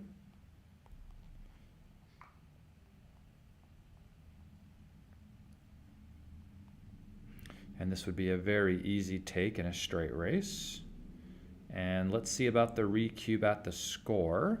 I mean, if it's a easy take for money at the score, this must be nothing. This must be a mistake to double at the score. 4-2. And I would play, 4-2 is fine. I might have played 3-1. 5-1. That's not a good shake. Drop. This is not even a double at the score. Who said drop? Drop? Drop? Drop? No. Drop? Never. Okay, double threes. Maybe I drop now.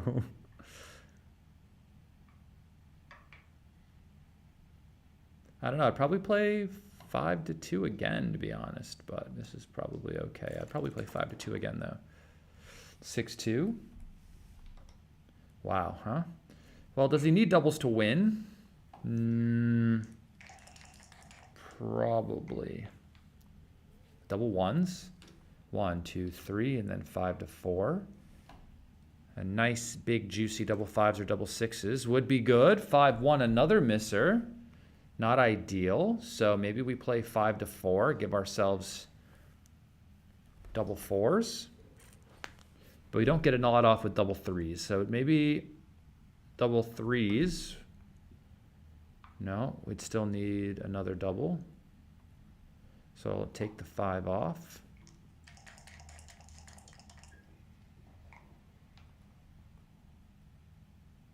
Six, 1, 6 off, and then 2-1, of course. He needs a big double now. 3-3. 1, 2, 3, 4. And you see how the double threes doesn't really work regardless. Now he rolls 2-1, 3-1. He gets another shot at it. That would be hilarious. 2-1. Oh my gosh. It's right there in the window.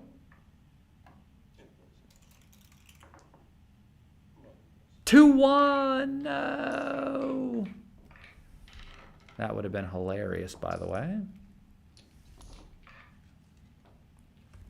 Yeah, that recube, not so good leading in the match like this. You know, giving cubes from 2 to 4 in a long match when you're up by a bunch can be really bad. You have to be winning a lot of games and understand what your opponent's take point is at the score, right? Because of the power of his recube from 4 to 8. The last thing you want to do when you're up a bunch in the match is risk a swing and him giving you an 8 cube back when you're already just cruising, right? I've made this mistake before of giving early recubes in these long matches when I've been up by a bunch, and let's just say they are not good for your PR or your winning chances.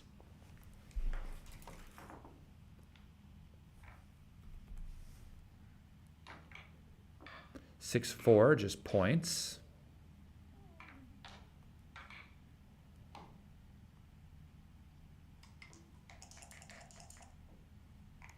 I would have just made the point. Double fours, nice shot, and make the 4 point.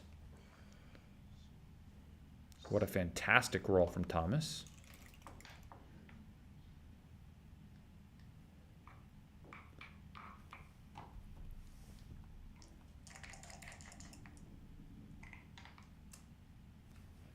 Two, 4. Guess we just play 2 down, or we can play down and 6-4. Might be better. 3-1.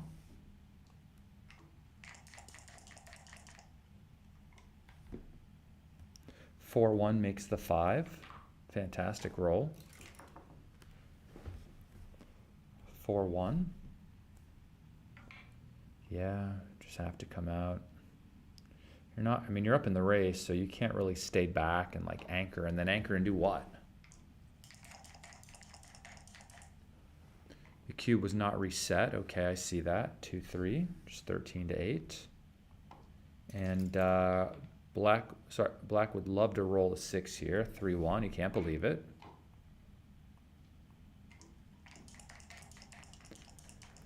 I can believe it. 3-2, he hits.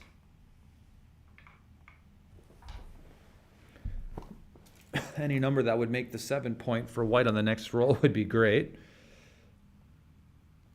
2-1. Yeah, I mean, if you make the anchor, you're kind of stuck. That's the problem.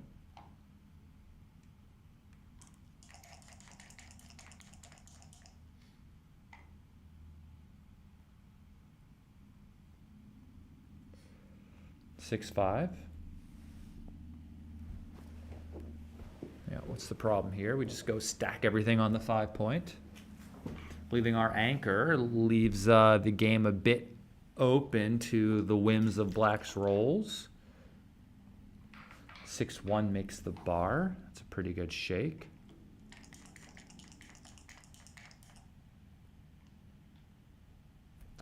Three, 4. So he did double, I'm not sure. 4-3, made the point, and this was what? Just say 6-2. 5-3. Nice roll, by the way. Making that inner board.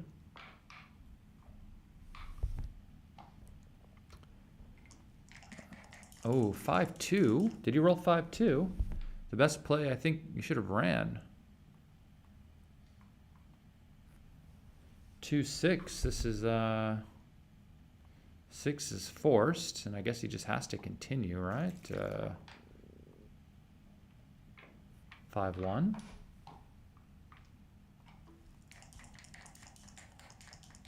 That's interesting. We should go back to that 5-2 and see if he should have ran or what.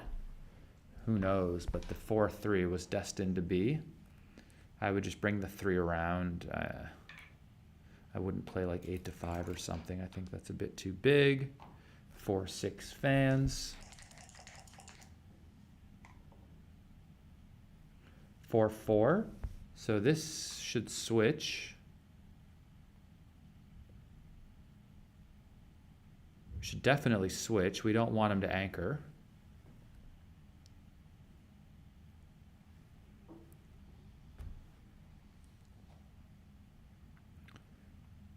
Go to the 13 and switch. I mean, yeah, nice play. Looks like the best play to me. I know he sees double 6s, but I think it's more troublesome if he anchors. Because look at the alternative, doing this, which I don't love. If he rolls a single 6, it's harder to pick and pass. It's harder to hit the guy on the 7 this way as well. I would risk it for the biscuit. What do you guys think?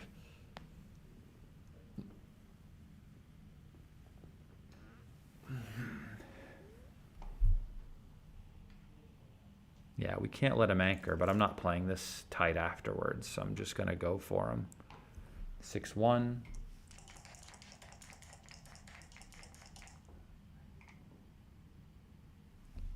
3-4. I guess. Oh, I thought he was going to play 3 first and then 4, leaving no shots, you see? Doesn't this seem like the idea? Why do this if you were going to make the other play last time? You should do something a bit more docile. This play's a bit too big. It gives too many shots for nothing.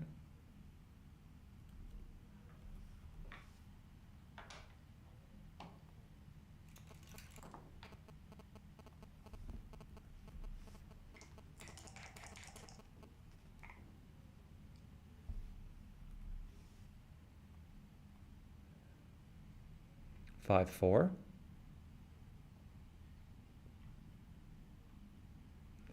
I would probably bring the other one in, but I don't know if it matters.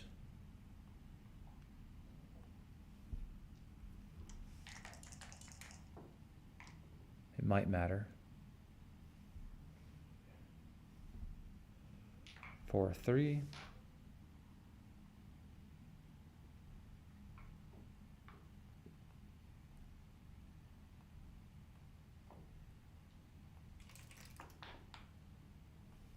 Three, 2. 2-1, nice. I think I would have kept the point and maybe did something else and taken a guy off. 5-5. 6-3. 6-5.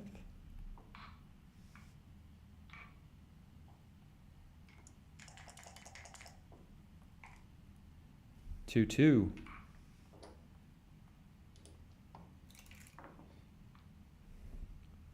3-5.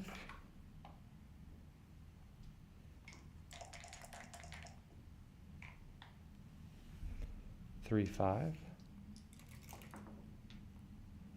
2-6. Well, there you go.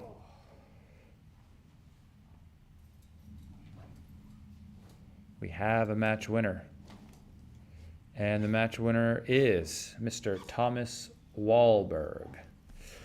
Well done from Sweden. And yeah, we should have the next match starting, I don't know, I would say probably around 6 or so. So maybe there's some time in between.